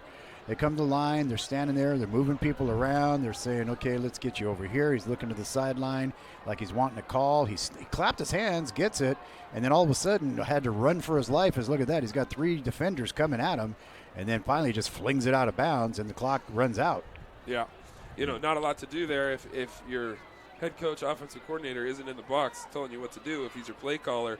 And I could hear Bill leave with about 35 seconds left. They're running the power play, and he was trying to run it out and just get to halftime. And so he wasn't up here. And somebody, when you're on the field in that situation as an assistant coach, you're not the guy in charge. Right. You're not the head coach. So you don't want to send in a play and then throw a pick six. And then coach comes out of the box and you go, what the heck happened? That could make for a very short career. Yes. What the heck happened? So. All right, so your thoughts here, 31-14. I mean, we've seen some big swings and momentum both ways. We've seen some great play. I mean, North, to me, is having some trouble containing the quarterback. Well, Tuttle is an outstanding player. To me, he's probably first-team All-League quarterback. Yep. I mean, he's good. I don't think there's one better than him, and he outplayed the kid from Grants Pass last week. Yep. He's almost rushed for as many yards as the Line kid from Sheldon. Yep. Line's not a great thrower. Brad's the offensive player of the year in the conference, no doubt about it. Right. But Tuttle, to me, at this point, he beat Grants Pass, who's probably maybe the second best quarterback in the league. Torrentell's a first-team All-League quarterback in this conference, and that's the kind of plays he's made all year. He's got that magic stuff, and he's a special player. Boster's made a couple nice plays. They moved him around a little bit. The difference in the ball game so far is Devin Brad. Yeah, I mean, it's my not even numbers close. I are mean, by nowhere clear, but I mean, I've got him close to 200 yards. Yeah, and literally, when I say this, he's the best player on the field, and it's not close. Right. Like, not close. Like, he is a Division I football player. This is a man playing football at the high school level. Did you see that thing that came across the 40-year-old scoring 26 touchdowns in a Pop Warner game? Yeah. That's what he looks like. He's a man amongst boys. Now we got we have a royal flush here. In diamonds. Out in front of us in diamonds. What is that? Is that a theme? Is that a significant thing? Oh, and they got the Dr. Pepper game going to be going on over here. They got the military chest pass contest with footballs. Yeah, they got the U.S. looks like the U.S. Army out here. They're going to do the Dr. Pepper contest for scholarship money, I think, is what it is. Yeah, and big kudos also, Demi. I want to just real quick before we go. The North Medford defense gave up back-to-back drives, touchdowns. Yep. They've done a great job since. Shutting them down. With the defensive line, they've gotten pressure on Tuttle. And it takes a while to get used to playing against a guy that's that elusive back there. And they probably didn't give him as much respect as he deserved on the elusivity of he had a little touch, a tiny touch of Michael Vick. Yeah, I mean, he's quick. That quick little darting kind of, I'm going to go this way and then go this way. And he's accurate throwing the football down the field. And so, don't really understand that until you play against him. All right, we're going to take a listen here. We have a special performance by joint bands tonight, so everybody always says they want to hear the bands, so let's take it away. Here are the marching bands for North Medford and South Medford High School for your enjoyment.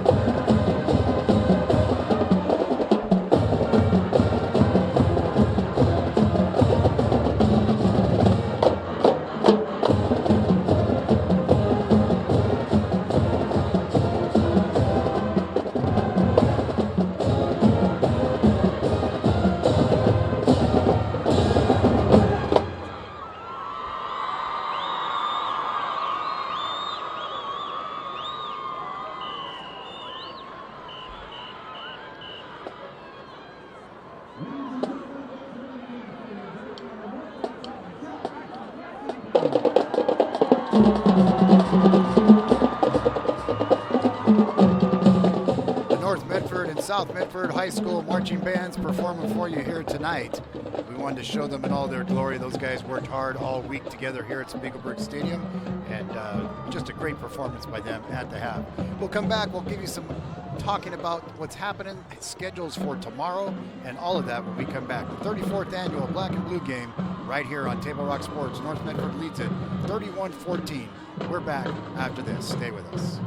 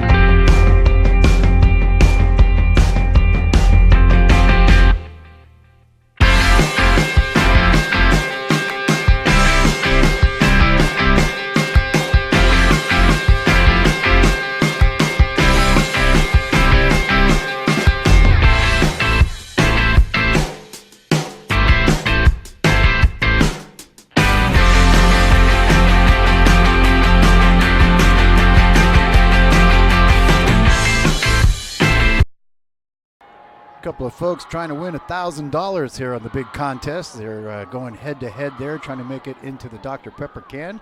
And the Army folks are here as well. So look at that, we made it. How many times could you make it in that can there, Boomer? First off, the form that they're using is not good. Just chest pass it from 5 yards. Yeah.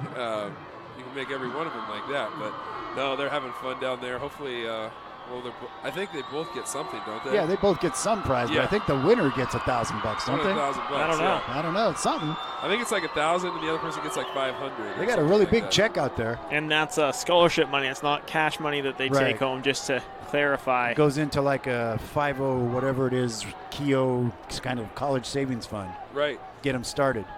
Initial deposit. That's awfully nice of Dr. Pepper to do that. All part of the festivities. I mean, I tell you, this is a spectacle. We've had a spectacle on the field going both ways. Very quickly, back and forth, 14-14, and since then, North Medford scored 17 unanswered.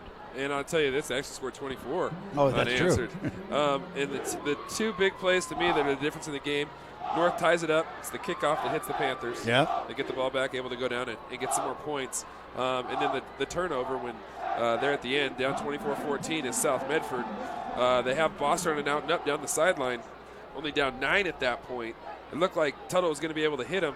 Good pressure, though, from the North defense. Ball goes up in the air. Yeah. North gets the interception. They get one more score going in, so a 14-point swing there. That didn't have to be. You know, and now North's up 17. Yeah. With those two big turnovers, the 14-point swing, and that's where we stand. Panthers coming out of the tunnel now, back on track. Fans going crazy. He's like, what do we do, Coach? These people are over here.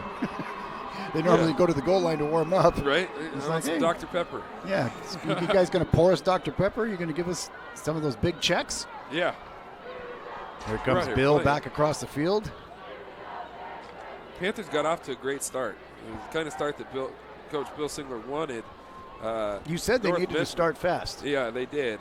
And even starting fast, they still find themselves down 17. So that's kind of what I was talking about, a little bit of a mismatch here, you know, as far as, Brad for one. I mean, literally, dude is on a different planet. Yeah. Like, he is an absolute, in the nicest way possible, like freak. Like, he's just out there just running dudes over, manning up. Reminds me of Earl Campbell. There's no answer for him. Like, we've never seen anybody like he this. Steps over you, around you, through you, shrugs you off. He's got patience, too. Yeah. It's not like he's trying to rush things. Like, he's got a sense of calm about him when he runs. Yep. Like, almost everything's this, like, you know, like classical music in his head, you know? Like it's just like that easy for him. It's like Apocalypse Now. No, I'm going to make you miss, and then I'm going to run you over. I'm going to push you out of the way. It's like when Jordan used to go up in the air. No, I don't know if I'm going to shoot it with this hand. Maybe I'll switch it over to this hand. Yeah. You know, like, I think he really sees it that slow. And when the game's that slow, it's that much easier. You see the vision. Yeah. All right, well, it's the 34th annual Black and Blue Bowl on the John L. Scott scoreboard. North leads at 31-14, but it's not over yet. Stick around. We're going to come back right after this. More with Boomer Marshall, Christopher Janish. I'm Deputy Soto. We're back in just a few minutes. Circle K is your on-the-go tailgate headquarters. Whether it's a home game or a road game, when you need a big play, call on My Circle K. From their always fresh premium brewed coffee, ice-cold fountain drinks and sodas, fresh made-for-travel deli items. When it comes to special teams, nothing is more special than My Circle K's Kickback Reward Program. Rewards every purchase, every time. Find them, follow them, throw a tailgate party with them. MyCircleK.com. Listen up, everyone. Listen up. You know that great deal got him a new car? This is the guy from Lithia who made it all possible, Carlos. Hey, Carlos. You want someone who's gonna take care of you and not just the dealership? My guy should be your guy. Hola, Carlos. But not for you, little sister. Thank you for coming. Find your guy during Jeep Adventure Days going on now at Lithia Chrysler Jeep Dodge of Medford and on lithiasuperstore.com. Not a dealership, a partnership. This year, don't just replace your windows, renew them with beautiful and energy-efficient windows from Bill's Glass. Having new windows installed by Bill's Glass dramatically update and improves the look of your home and helps reduce energy bills year-round. Let Bill's Glass show you what you've been missing. Bill's Glass, the largest glass company in Southern Oregon for your home or auto, as well as the trusted industry leader for over 40 years. Bill's Glass in Ashland and Medford, and now Bill's Glass in Grants Pass. It takes meticulous planning,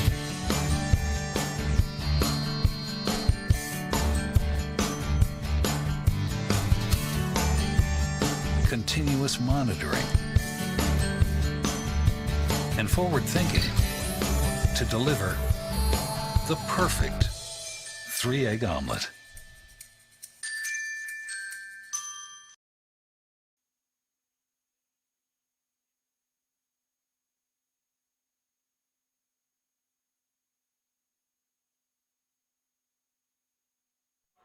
All right, as we come back now, what do the Panthers need to do? They're getting the ball to start it off. Obviously, they got to score. Yeah. I think more quick hitting stuff. Yeah. Where Tuttle can make quick decisions. On the fly, he's very good. Yeah, more quick hitting stuff. Maybe get back to some of the screen game. They got to still run the football. Even though down 17, you got to come out and establish the run still. And that's kind of what everything builds off if you're the Panthers. Yep. All righty, third quarter getting underway here, the 34th annual Black and Blue Bowl. North Medford right now with the lead, but South Medford getting the ball to start the second half. Big turnaround, get things going. There's a little squibber kind of going all over the place, going to go out of bounds, and they'll start off at the 35, not bad. Yeah, they'll take that, and better than the 20, because Cassette's kicked it in the end zone like 3 times. Yeah. Interesting that they would play that little squid kick there. So, Chris, is that a new wrinkle? I mean, we've seen the pooch kick a lot. We've seen him kick it deep. Now that little bowling ball kick that goes out of bounds. Well, that one, they almost looked like they were lining up for some sort of offside kick. Yeah. I think Turner just doesn't like just start. He wants it to be an actual play that his guys have a chance at the ball. Yeah, I don't think he wants to give it to a dangerous run back. That's the other thing. Here's Tuttle now. He's got a man on the inside. Quickly tackled there by Nolan Morris. Makes the catch, gets out to about the 40-yard line. And that's what I'm talking about. Quick hitting plays where the rush can't get to him. The rush started getting to Torrin there a little bit in that second quarter. That was a quick on-time throw. Yep. And Panthers did a nice job of executing, picking up 5 yards.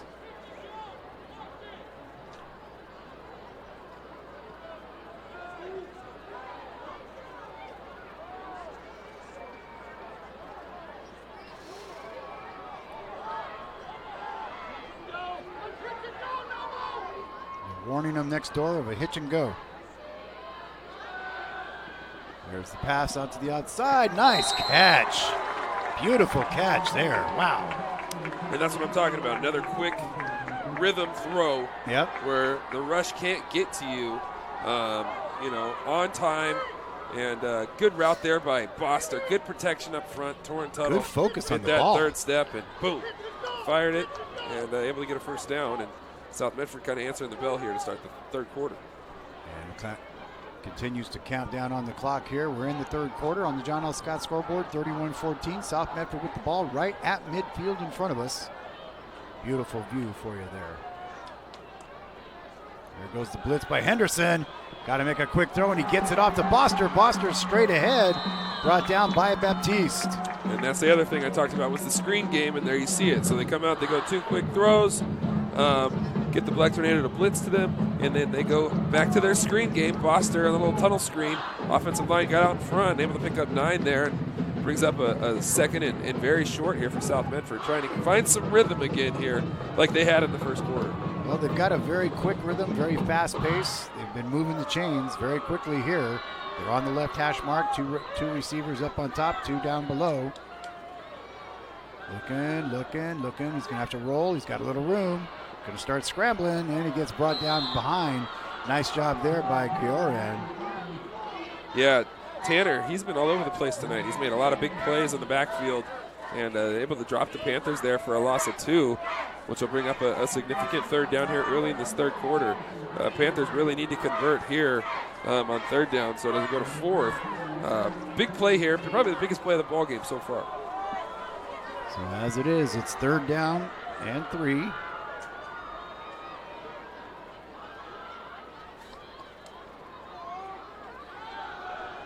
Big pass over the middle. Close defense there by Nolan Morris on Boster. As they went for a little slant there to Boster, and going to bring up a 4th and 3. 4th and 3 it is from the 43-yard line for the Panthers. Is it 4 down territory? Oh yeah, they're going. Being warned by the coaches in the box to watch the ball. Don't get drawn off. We know you're eager. They got man coverage across the board here. Safety over the top at Boster. Singled up down here to the bottom of the screen. There's a little hitch. That'll get the first down. And more. Boy, what an effort, dragging 3 players with him. That's a strong move there. Trey Alvarez with a great move. Yeah, and a good job of Torrin Tuttle being able to come up pre-snap read. Corner was soft there on Alvarez. He just hitched up past the first down marker there, and Torrin Tuttle did a nice job finding him. That's all pre-snap read in a 30-series pass there from Torrin Tuttle, and the Panthers able to move the chains on some good second effort there by Trey Alvarez. And a 1st and 10 now from the 30-yard line. Left hash mark for the Panthers. Out of the shotgun now. Comes the man in motion. Looking, comes back over the top on the short screen. Coda, and just wrap up his ankles is all you can do. Pugliano. Well, and Jack Stanley out in front there. If he gets that block in that man coverage scheme, they ran Alvarez away in motion. They throw the sprint out right, throwback screen to Coda. If they get that one block, it's a walk-in for Coda. Nice play there though by the was that Pugliano? Yeah. Ty Pugliano, and able he just to wrap the ankles secure up. That's all you can do. Yeah. Tuttle now on the left hash mark, looking to his left, looking deep, looking way deep. He's got a man. Wow. What a catch. It is complete. Yes, it is. Touchdown, Panthers. You single up Austin Boster. Tuttle's going to find him. Boster's going to win. And the Panthers are right back in this thing, just like we talked about, Demi. Yep. Boy, I'll tell you, that was huge. And you said it, Boomer. They had to come out and march down the field, and that they did. Bill Singler, as good as anybody making halftime adjustments. Obviously, the ones he made there coming out here in the third quarter, able to get it done there on the first drive. Kick is up. Kick is good. 31-21. A lot of football left to be played now. That's right. Let's take a look at that again as they line it up and they make a nice little play. Here it is down the field. Just a fade route to Boster down here, a go route. Does a great job of getting on his toes. Tuttle sits on his back foot, lets it go. It's a little bit behind Boster. Boster's able to go up, distraction drill, fight through the defender and able to make that catch. And Morris, for again, a second Chris, touchdown catch of the night. Like we've seen, Morris not looking back for the ball, just sticks his hand up in the air, and Boster just says, I got it, on the pop fly, and takes it in. Yeah. And Boster is going to win one-on-one matchups regardless. He had Morris there by 3 or 4 steps. The ball was thrown behind him, so he had to come back and make a play on the ball. If it's on time, he kind of walks in there. Good answer, though, by the Panthers, is North had scored 24 straight. Right. Now the Panthers come back with the ball in the possession, able to get a score here to start the third quarter, and all of a sudden make this a game again. Cut it to a 10-point lead. Can they make a defense or a play on defense or special teams now, like North was able to do in the first half? Exactly. Reversal of fortune. So now number 28 is not on the roster. Who is Luke that? Allen. Luke Allen. Okay. Kicker. So got a different number? 22. Okay. Wearing 28 tonight. Unless they switch. Big coverage there by the Panthers. They get out to about the 23-yard line. Panthers are fired up. Yeah. So, hey, this thing's not over. 10 points, that's not much in a football game. Well, back in 2002, we were up 31-21 at half. That's right. And then North came out, and they went up 10. They Right. scored 21 straight. And then it was on us. We scored 2 late touchdowns to beat them. So, you know, a lot of football left here. Got to execute. Here's Brad now out around the side. He's got some running room, gets out across the 30 to the 31-yard line.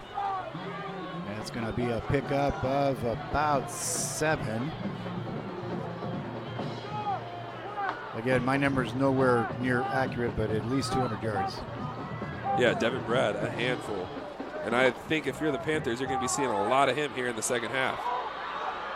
He's still on his feet. Oh, there's going to be a push in the back there on Grafton.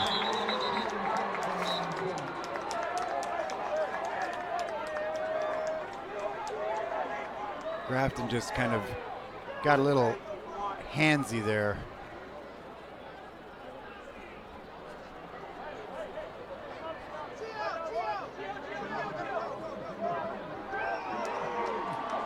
A 10-yard penalty.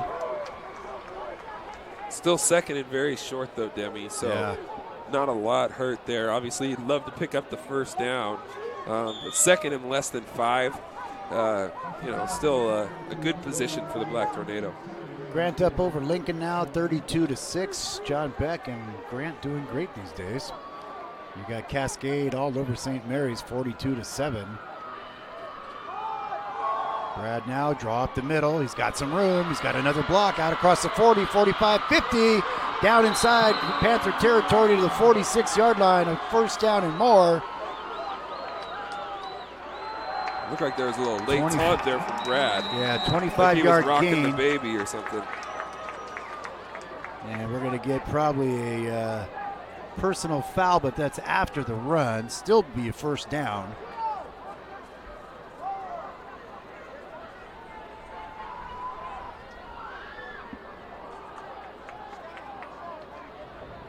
Chains, he's telling the Chains, don't move.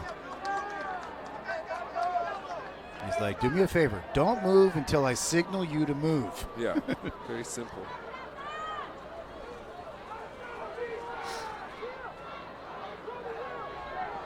Yeah, and for us to see the Chains from the booths that we're in up here, we have to stand up and hang out the window.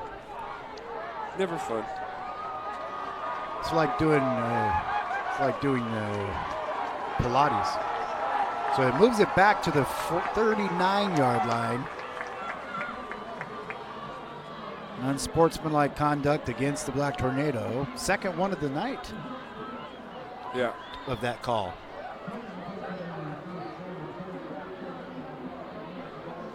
It's still a first down, but it's back at the 39-yard line.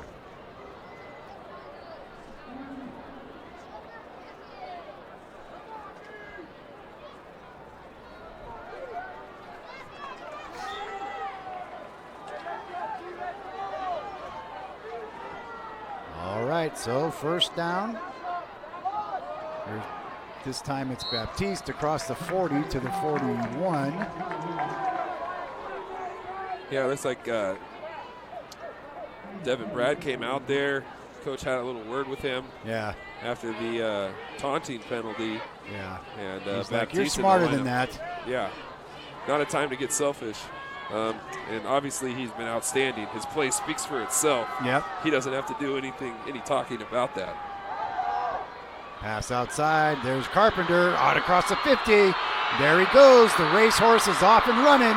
One man to beat. Oh, and he gets knocked out of bounds, and a tackle saving the touchdown there.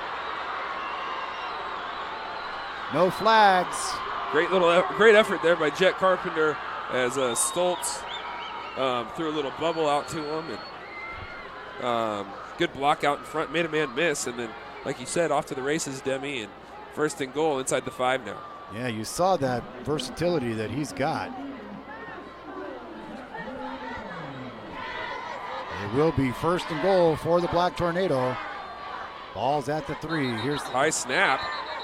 And they got a flag down. Lucky. That was a scoop and score. That was a fortunate penalty for the Black Tornado. I think it's going to be a false start. That's 6 the other way. My gosh, what a big turn of events penalty there. break. Here comes the call.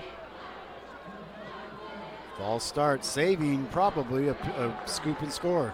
Yeah. You think about that and that third down conversion with the loss of down, and then Black Tornado scored 2 plays later. I mean, there's been some big swings in this game so far with just those little things and how big of a difference they do make. Still first and goal. Carpenter on that big run. There's Brad trying to get around the outside. And there it is, Devin Brad into the end zone, Black Tornado. And he just got another 15 after the play. After the play. If you get 2 of them, I think you might be ejected, which would not be good. I might be mistaken, but next week you'd be gone. If you're ejected, that's why Costanzo's not playing tonight. Yeah.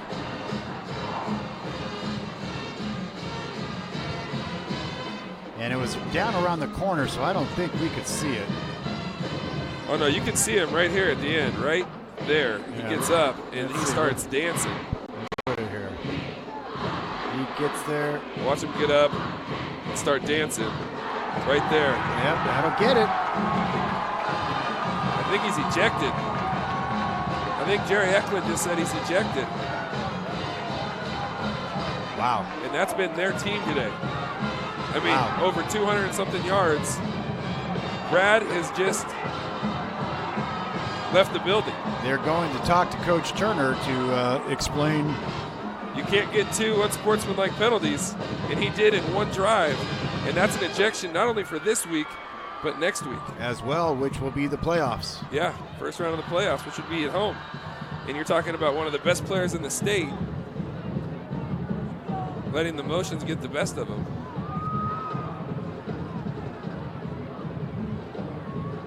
He's saying, go. Yep. And how this game has turned now, because he has 89, 90% of their offense to this point in the contest. And he has to exit the sideline, doesn't he? I don't know. He might get to stay on the sideline, but he's done, and you can see the emotion getting the best of him now on the sideline. That's a big play. Yeah.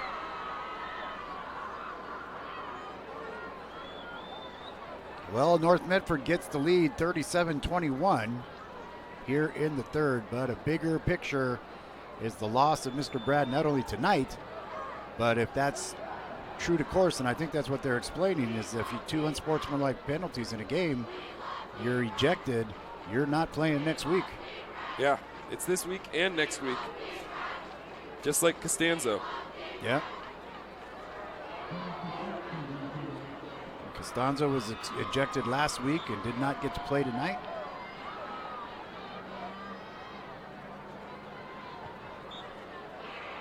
It's a big extra point there. It makes it a 3-possession game. Yep. 38-21.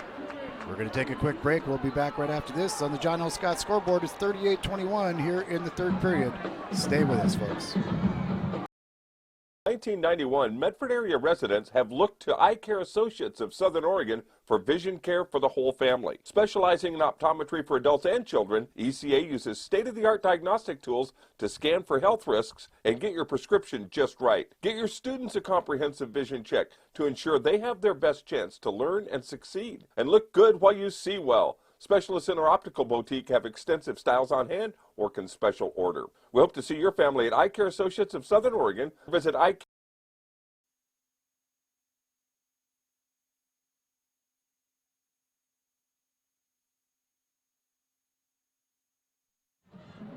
So now North Medford with the lead, 38-21 here in the third.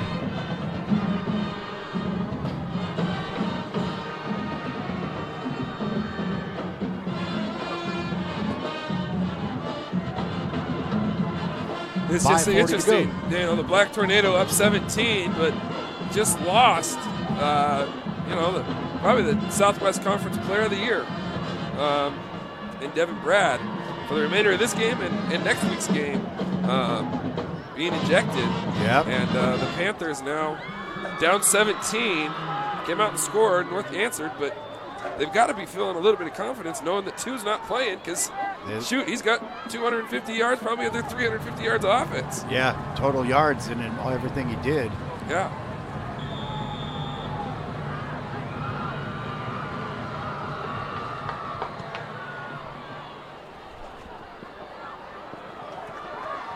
There's the run back. Henderson makes the stop. Good effort on the run back that time. Yeah, Mitchell Walker, the senior corner kind of receiver. Haven't heard much from him tonight, but he's been a big part of this Panther team all season. Good field position here starting for the Panthers. So yeah, trying to get down and go score again and then put some game pressure on him where now you don't have Brad, and you can get after him a little bit defensively. So now kind of evens things out a little bit if you go get a score here. Now it's going to take Sandusky and Baptiste and maybe even Villa coming in doing some running. Nice hole. Little wind back there, Isaac Dillon. And Henderson with the wrap-up tackle on the ankles.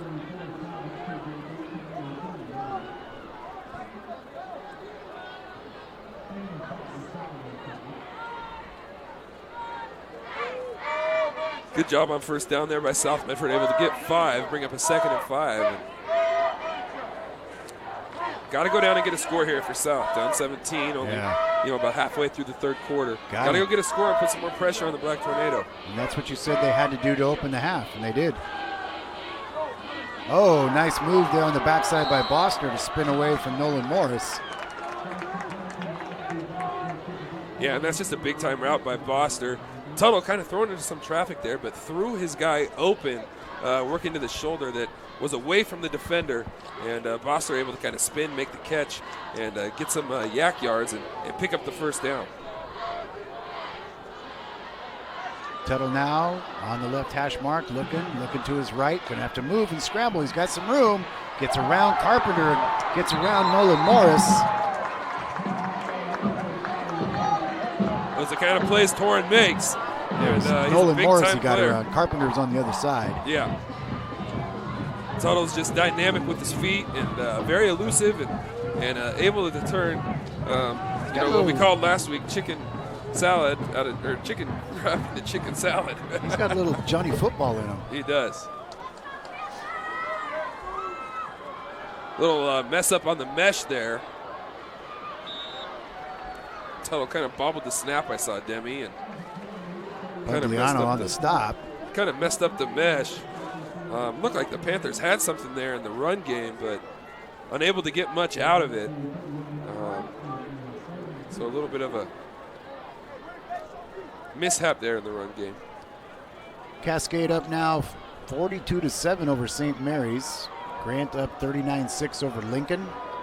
Sheldon 28, Grants Pass 26. Wow.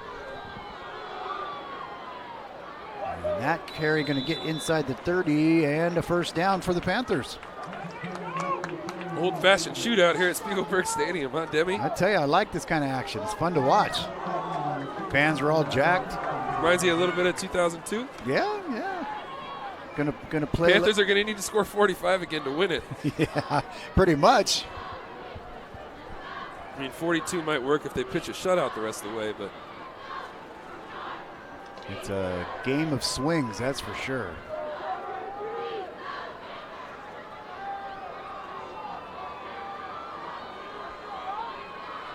In the I formation come the Panthers now. 2 receivers up top. Tuttle fakes the second man through, scrambling again. Gets the pass. Good coverage by Pugliano. Incomplete. Dakota that ball was kind of low. Yeah, a little bit behind him and low. And Tuttle got pulled up there by good pursuit from the defensive end from the Black Tornado, and unable to get a good-looking ball to him as he had some pressure in his face. So a win for the Black Tornado there on first down, Devin. Yeah. They got Nathan Prince in there also, too, on the line. Devin Blankenship. Yeah, they've kind of got to this bare front, this 5-down front, and playing man coverage behind it. And it's kind of giving the Panthers something else to think about. Yeah, they don't want to give Tuttle time to figure out what he wants to do. Right. Because he starts thinking it's trouble for the defense. Quick hit pass on the inside.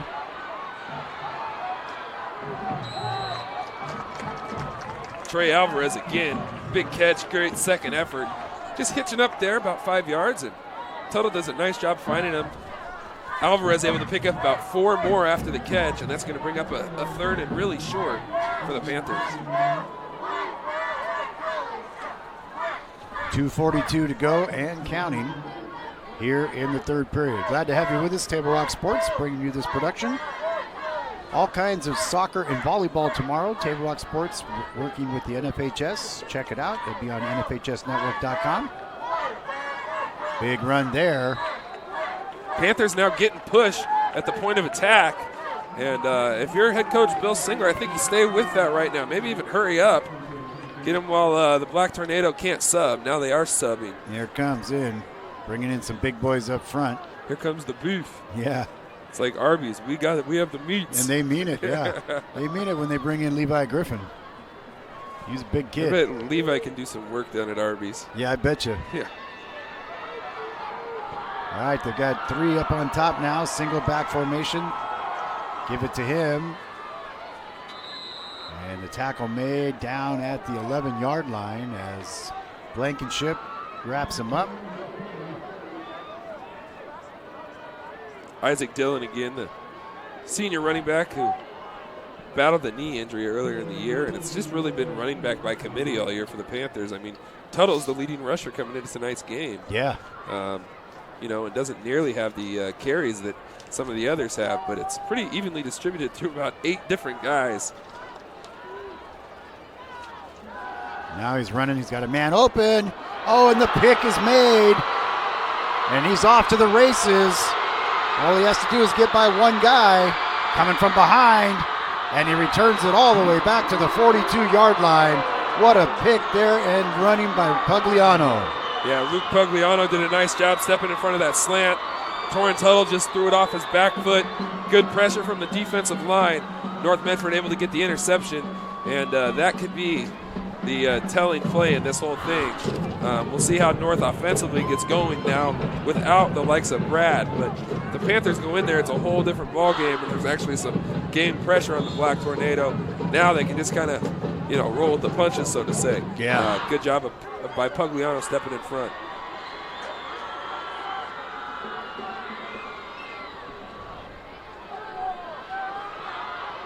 So now the alternate running backs, Baptiste in there, picks it up.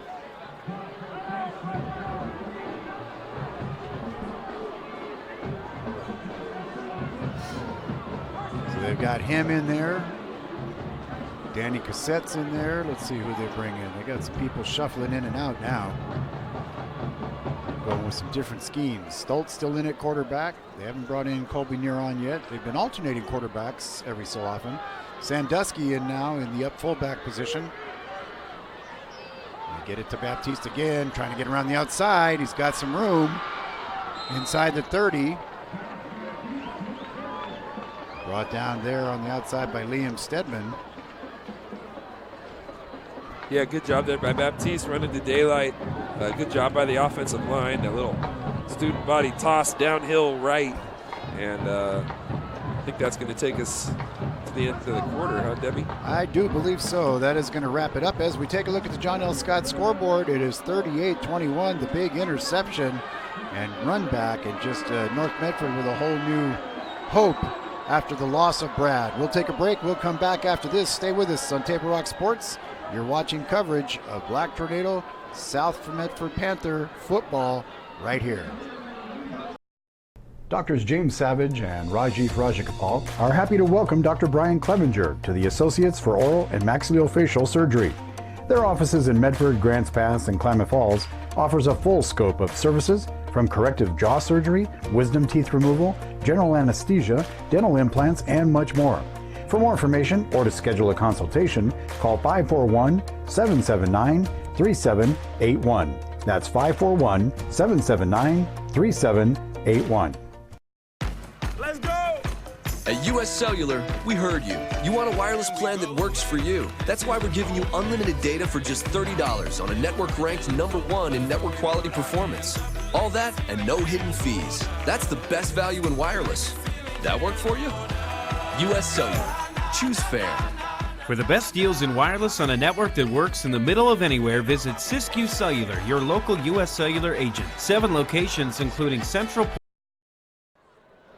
And we welcome you back here as we get ready to start the fourth quarter.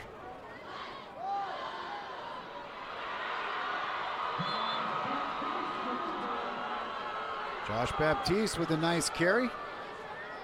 Gets inside the red zone down to the 17-yard line. Sandusky up close.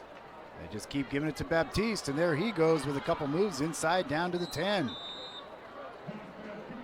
Yeah, good job by the Black Tornado. Controlling the ball now, obviously up 17. Want to work on the clock a little bit and knocking on the doorstep again. And they've got 2 good runners back there. And Chris, we've seen these guys. They've put on their share this year too. Baptiste and Sandusky both good contributors. Baptiste 236 yards and a TD coming into tonight. Sandusky with 156 yards on the night. They've also got Henderson, who's ran for a couple hundred yards.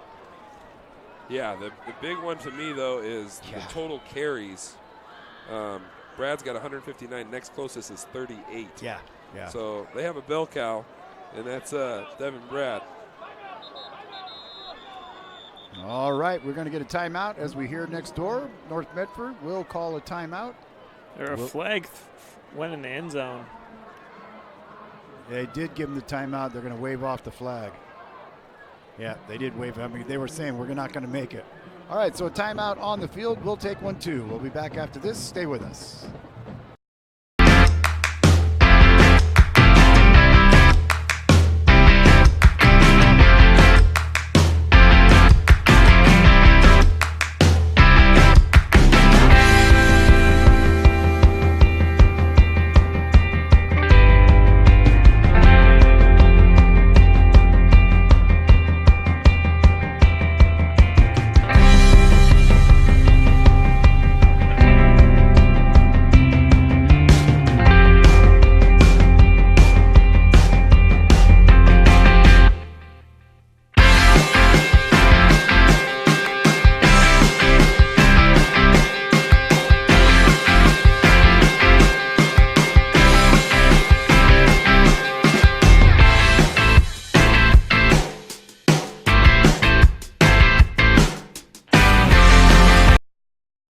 Back to live action. North Medford with the ball.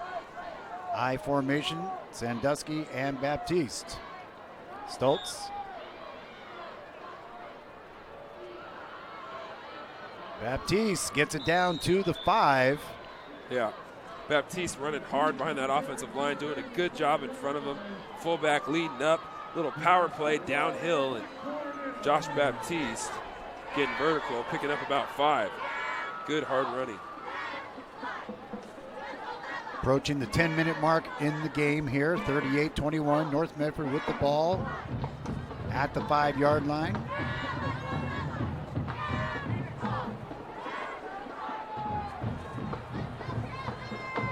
Baptiste again, down inside the 5, down to about the 2. Good hard running again there from Baptiste in between the tackles. Panthers able to keep him out of the end zone, but just a couple yards short. Going to be second and goal. Black Tornado can, have 3 downs to basically punch it in from the 2. Looks like just a matter of time. Second and goal for the Black Tornado here. And, they haven't used Sandusky yet. It's just been Baptiste. And there it is again. He bounces in. And it looks like he's in for the score. Yeah. Baptiste, touchdown North Medford, making it 44-21. Power. Great job up front by that offensive line. Baptiste behind his fullback Sandusky, able to get vertical and into the end zone for the Black Tornado. So Cassette comes on for the point after. And they come across the line a little bit. Yeah, Liam Stedman for the Panthers, the junior. I looked down and I almost said Chase Cota. Right? He plays tomorrow. Who they got He tomorrow? had 4 touchdowns in once upon a time in this game. Who's UCLA play tomorrow? UCLA plays. USC's up at Autzen. Cassette with the kick. UCLA plays Stanford. Cal? Up and good. One of them Bay Area teams. So. I think they play Arizona. No, they already played Arizona. Sorry. Swing and a miss. Might be Colorado. That's who it is. Play Colorado.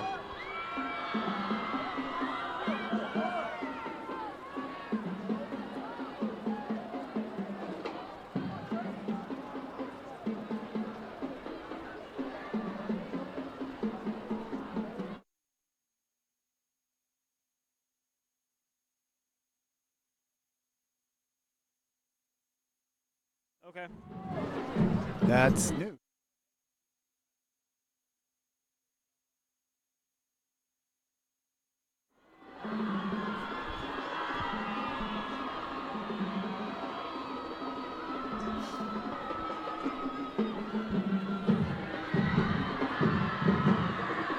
It's getting to be crunch time for the Panthers. Now, do or die coming up here. They've got to get something on the board on this drive. Yeah, this game, the ball game is probably over. Down 24 late in the contest. It's kind of like the do or die on the last drive. Obviously down 3 scores, 3 touchdowns, 3 2-point conversions. Long road to hoe to come back as Black Tornado just pooch it again. There's the pooch kick we've seen. Is it going to backfire on him? Nolan Morris, Henderson, they're all getting in it. Dawson Sherborne even out there too. Yeah, Scotty's son. That right? That's a backup quarterback there too. He's the 3rd backup.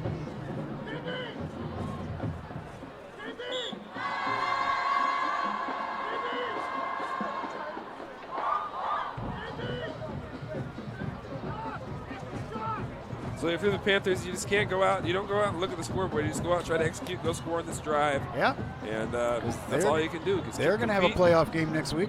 Yeah, got to keep competing. Off the right hash mark. Here it is on the end around. Big, nice move there. Gets to the outside, gets outside of Baptiste. Gets across midfield into Black Tornado territory. Stops the clock.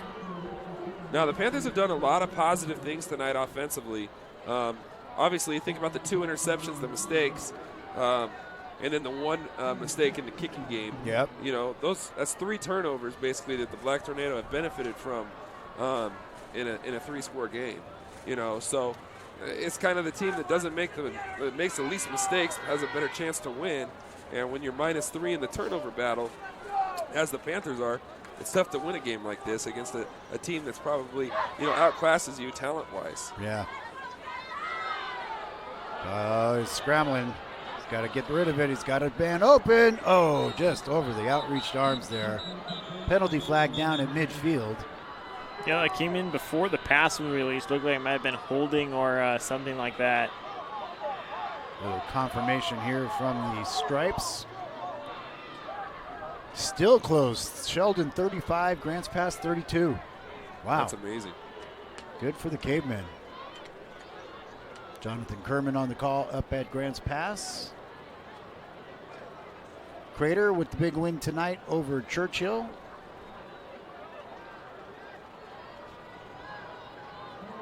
Blowout fashion too, right?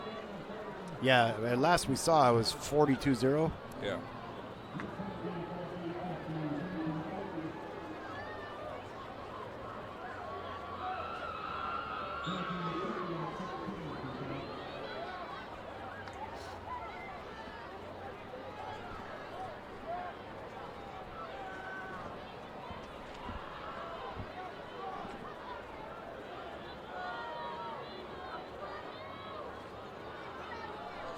The final. Here's Tuttle scrambling, going upfield. He's got some room. Good move to the outside, trying to get to the sideline. Gets across midfield, goes out of bounds, stops the clock. He's out close to a first down. Tuttle just has the ability, even when North Medford has a spy, and what I mean by a spy is a linebacker sitting there because they're playing man coverage with a free safety over the top of Boster. They have a spy, a guy that's just sitting there at the line of scrimmage waiting for him to break contain and rush up into the pocket. He still makes the spy miss and able to get 15, 20 yards. He puts that little whoop, whoop.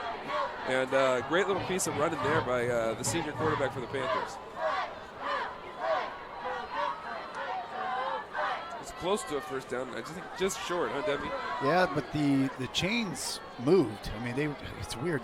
The chains need to not move. No, they were still there. That's where they were. He just got up close to him, and they had to drop him. That'll get the first down. And then they turn it back around as Tanner Grioran makes the stop.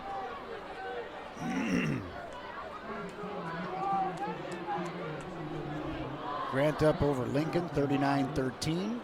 45-21 here, North Medford with the lead. Cascade was up big over St. Mary's. Yeah, I think it just said 54-7 on my phone. Last time we saw, the scoreboard's not up there right now. And Cascade just got another pick six. Pick six for the Challengers. Wow.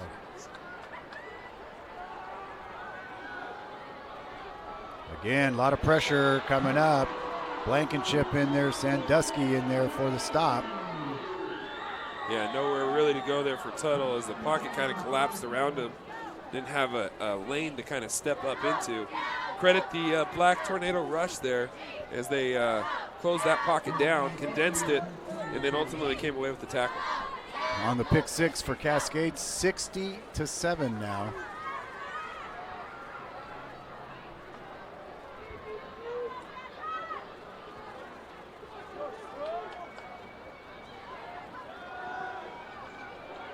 Scrambling, flag thrown.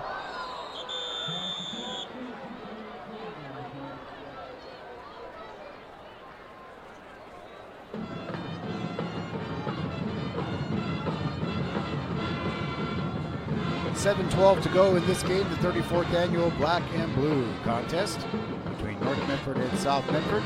Demi DeSoto along with Boomer Marshall as the call is going to go against South Medford. They'll mark it off. 10-yard penalty on the flag. On the John L. Scott scoreboard, you know they've got offices on Medford, on Ashland, and on also Eugene that you can check out. Check out the website. Check out the people that can help you buy or sell. Got all the marketing tools, all the expertise. John L. Scott, one of our great sponsors here. 60-7 after the pick six by Cascade. You know, interesting. I look up there at Table Rock Sports page. Yeah. Grants Pass down 3 in the third quarter to Sheldon, have the ball. Chance to go take the lead. Scrambling again. Oh, and that is picked off by Nolan. Harris trying to bring it back, and he's brought down. That ball kind of bounced off and moved around, and an interception by Nolan. Yeah, Nolan Morris is the recipient there. So the ball was kind of deflected off Coda's hands and popped straight up, and Morris able to come away with it. And another big play from the Black Tornado on the defensive side of the football, and done a great job here tonight, obviously. And really the difference in tonight's game are those turnovers that they've created. See, you can see it here as it goes, and it kind of bounces and falls right into his lap. And he runs it back.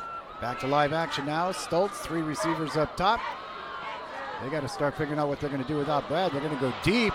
Grafton makes the big grab. What a catch. And that was huge for Devin Grafton. Good throw there from Stoltz. Took a shot with Grafton down the sideline. He got behind the coverage. And Panthers able to pick up enough for the first down. Black Tornado able to pick up enough, obviously, for the first down on the long pass. Inside the red zone. So North Medford looking to get an insurance score here. Grafton looking deep, looking in the corner for Carpenter again. And he drops it as he goes to the turf. He ended up having it, but it hit the turf and bounced out. Did maintain possession. Yeah, he got one-on-one on the outside. And this time he didn't have to climb the ladder to get it.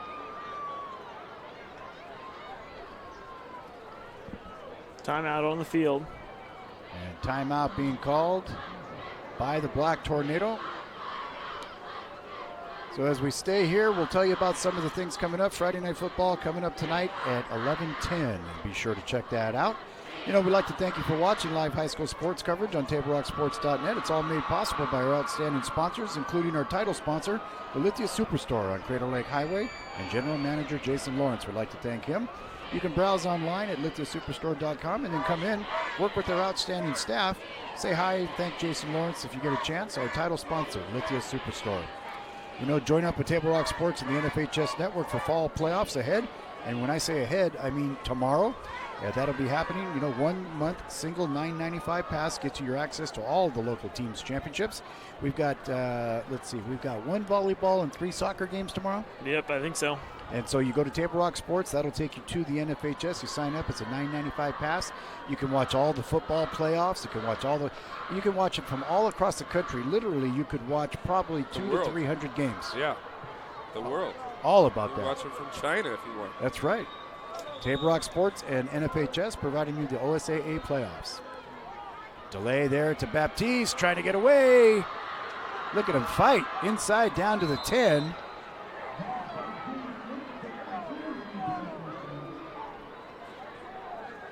Yeah, nice little draw play there. Stoltz drop back. The running back wait till the quarterback brings you the ball. And it looks like a pass, and then slip that little handoff up inside. And sometimes the defensive lineman can get out of their lanes, out of their gaps defensively. Baptiste able to kind of slip through there and pick up about 6 or 7. Single back now is Baptiste. He gets it again. Looks like he might be the new workhorse. Yeah, got a convoy. Different style running, obviously, than Brad. Yeah.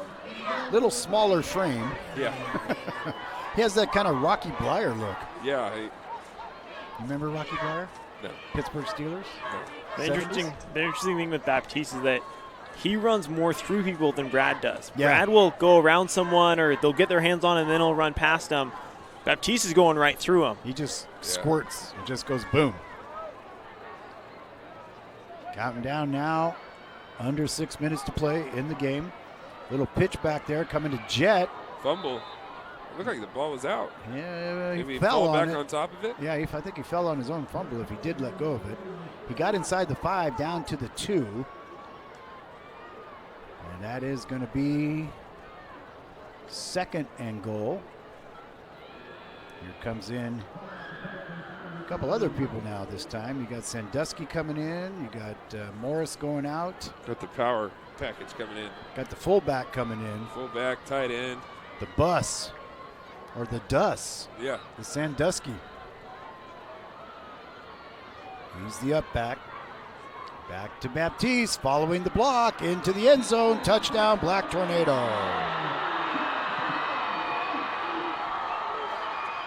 North Medford now in control by 30.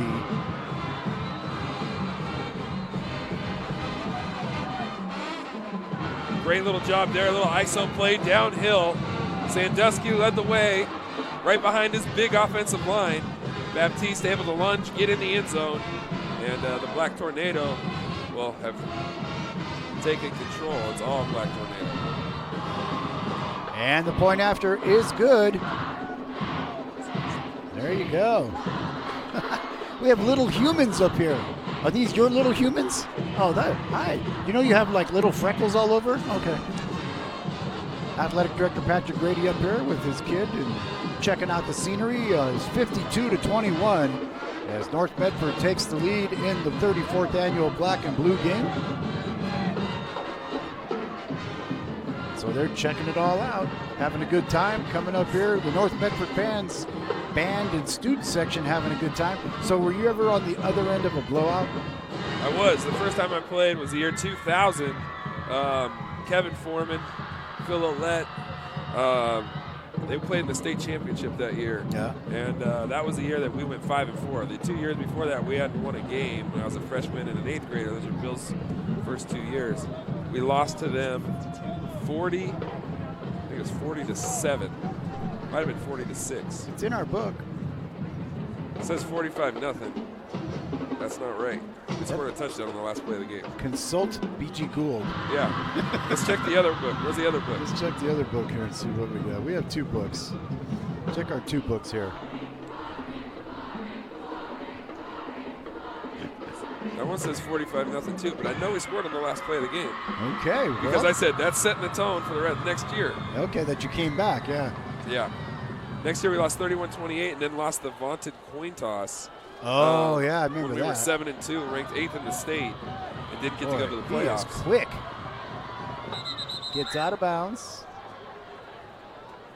Nolan Morris runs him out of bounds. Panthers will have the ball 1st and 10.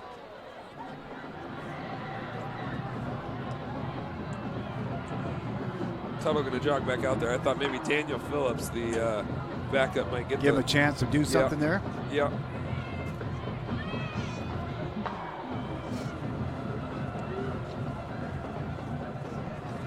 Those are all the games we have on tonight. That one finished up.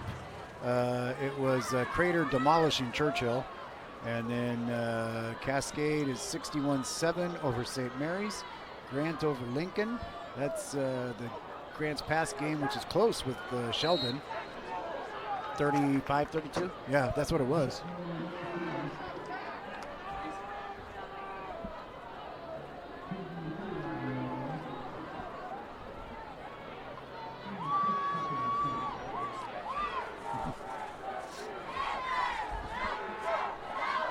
So the Panthers come up to the line now from the 39-yard line on the right hash mark.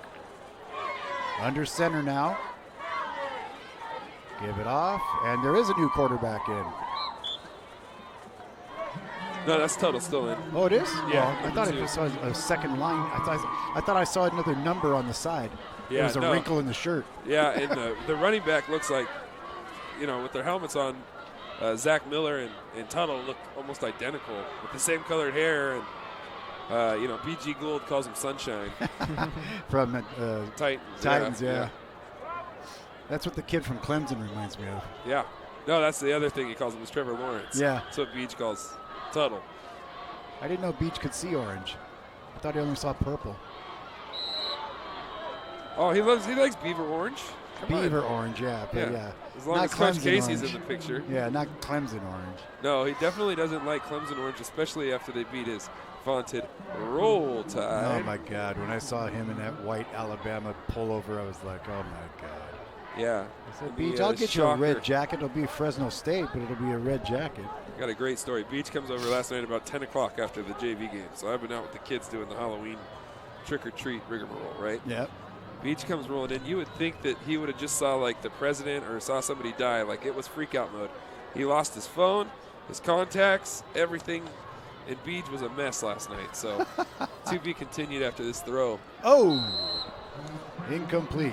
So guess who was at Mobile Madness at 9:15 this morning with Mr. Gould himself? There you go. Yours truly, I was. I didn't get the call on that one. I said 17 years ago, Beach, today had to get the win for the Panthers. That's right. Today I had to do something way more important. That's right. I had to Save get you BG back into Gould. communication. Yeah.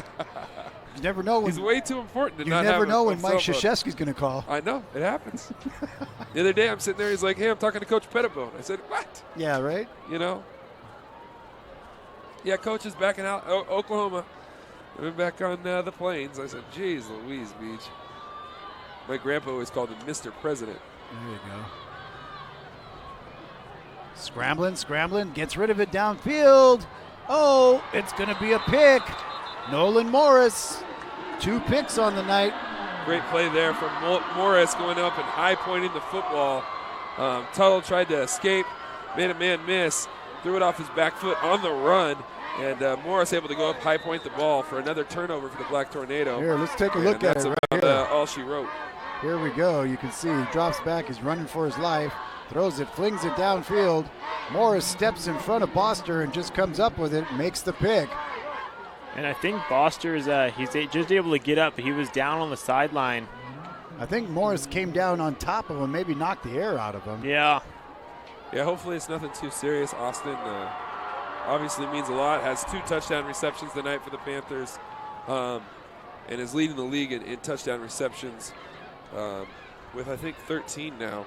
And in fact, last game, his streak of 17 straight, walking gingerly, 17 straight games with a touchdown. Think about that as a wide receiver, 17 straight games with a touchdown, unheard of. Yeah, that's a good streak. Yeah, that's 2 seasons worth of scoring a touchdown in every game, and was stopped last week because Grants Pass literally committed 2 guys to cover him. Yeah, and that's why South was able to run for so many yards. You make adjustments and talk then, about respect, right? Yeah, like, same thing. We're going to take 2 guys and put them right on top of you, and not let you be able to get off the line of scrimmage. And it's almost like Grants Pass was happy to lose the game, but happier that they stopped Boster. It was really interesting to watch. When you make those shifts and you make those changes like that. Yeah. And it almost seemed to kind of get Grants Pass like out of its rhythm. Like they were so worried about him that they just said, we'll make somebody else beat us. Right. And that was Tuttle and DeVries. And obviously DeVries went down with the injury tonight to the knee as it kind of gave way. So a lot of the kids for the South team, have given their heart tonight. And they've played their guts out tonight. Yeah, they've played. Both teams have. Yeah, absolutely. That's the thing is, about football, and you know this, you played. It's like it can be a widespread score, but God, these teams played hard-hitting football tonight. Yeah, and it's always little things that make the biggest difference. Yeah. The turnovers, a pick, the sack, kickoff. Yeah, an onside kick. Yeah. Yeah. That hit somebody. Little things in football, just as in life, can make the biggest difference. Henderson on the carry. One of the 3 running backs I'm sure we'll see a lot more reps in practice this week. Right. Yeah, that's Brad over on the sideline doing push-ups.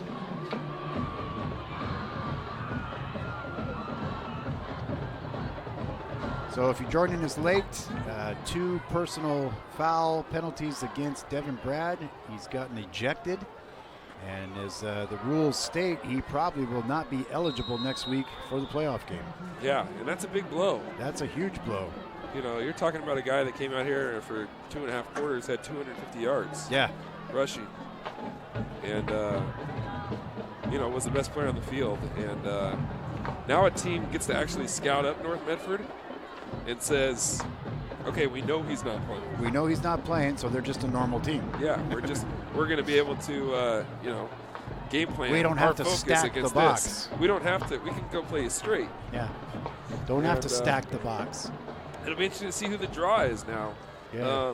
Sheldon up by 10 now over Grants Pass, 42-32.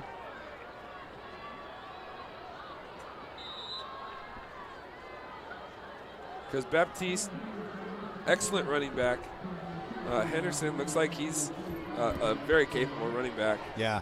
But you have to understand who Brad is, and he's down there waving right now, which I don't know what he's waving at. Himself? Is he waving at the coaches? The North coaches are right next to us. He's waving at the student section, and the coach just went by and said, "Stop."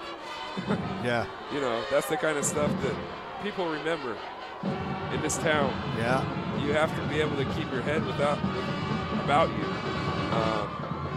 You have to be able to understand that 20 years from now, you know, they'll be saying, "Yeah, remember the night when yeah, you did that? You got ejected," and you know, waving to the crowd is all good and fine.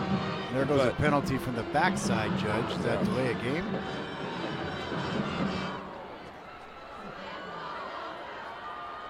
North Medford taking all the time in the world with 19 seconds left on the clock. It's like my dad used to say this: when you lose, you say little. Right. When you win, you say even less. Less, yeah, because the win says it all. Yeah. You don't have to jump around, and you can be excited. Be excited with your teammates, you know, but don't put yourself on a pedestal. You know, don't try to put your opponent down. Right. You know, go celebrate with your teammates, and that doesn't include individual dancing moves. So we got Colby Neron in now, taking some snaps.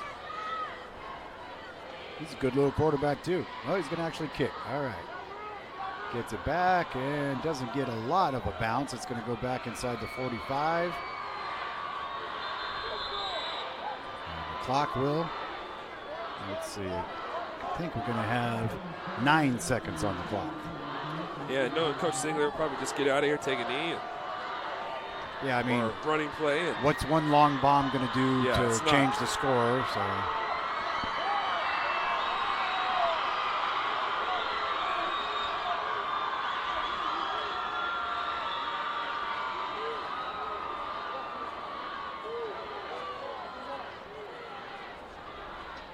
They're saying, get out there, be ready. By everything I can imagine, one more play. Yeah, Daniel Phillips, the backup quarterback senior, in to take this final snap. Makes the handoff.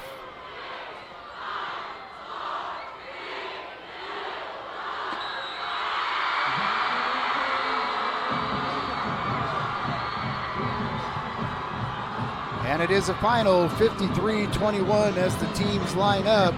North Medford has improved to 18-16 in the breakdown, but at one cost, a huge cost. Darren Brad ejected for 2 personal fouls in the same drive, and he will not be eligible for the first round of the playoffs. I'm sure they'll appeal it, but yeah. Yeah, they will make some adjustments. As Brad comes down, leading the line through, shaking people's hand, probably saying I'm sorry to a couple people. So that is going to wrap it up for tonight. Don't forget, Friday Night Football coming up. Joe Brett on Channel 10 coming up. And they've got also the team, they got security out there, keeping people on each side of the field. Maybe. First time I've seen that all season. No, they're out there every night. But not like that. Well, normally they're more spread out. I think they just know there's more fans here tonight. Right. That they need to be out there early and every 5 yards. Yeah. So they're just making sure people, celebrate on their own side with their own people. But a great effort, again, despite it all, great effort by Brad, probably close to 250 yards, in scores. And just really a fantastic performance, shadowed by a not-so-good performance that will cost them next week. But another one in the books for the Black and Blue. Here comes the bell ringing that they do when they make the big win. And the team going over to celebrate. That's going to wrap it up for us here tonight on the John L. Scott Scoreboard. I'm Deputy Soto along with Boomer Marshall. Marshall, your last thoughts. It's a great night for Medford football. Obviously, the Black Tornado got it done tonight. But this is the crown jewel for a reason. Somebody's got to win tonight, and it goes in waves. Let's put it that way. It goes in waves. Usually, Black Tornado had it tonight. Yep. And look like they're, on the come up here for maybe the next couple of years with winning the freshman and JV game. Obviously, Brad coming back next year. But it's a great night of football, and really a celebration of Medford and what this town's all about. And Colby Neuron, the backup quarterback, a junior, he'll be back. Yep. So we'll wait and see what happens. We'd like to thank you for watching today's broadcast. Be sure to download the free TableRockSports.net app and watch a replay of this game free on your mobile devices. We'd like to thank North Medford Athletic Director Patrick Grady for hosting the Lithia Superstore Game of the Week here on TableRockSports.net. Today's broadcast and special coach thanks to Bill Singler and to Steve Turner. Check out Table Rock Sports tomorrow for how you can get in touch with us on the NFHS.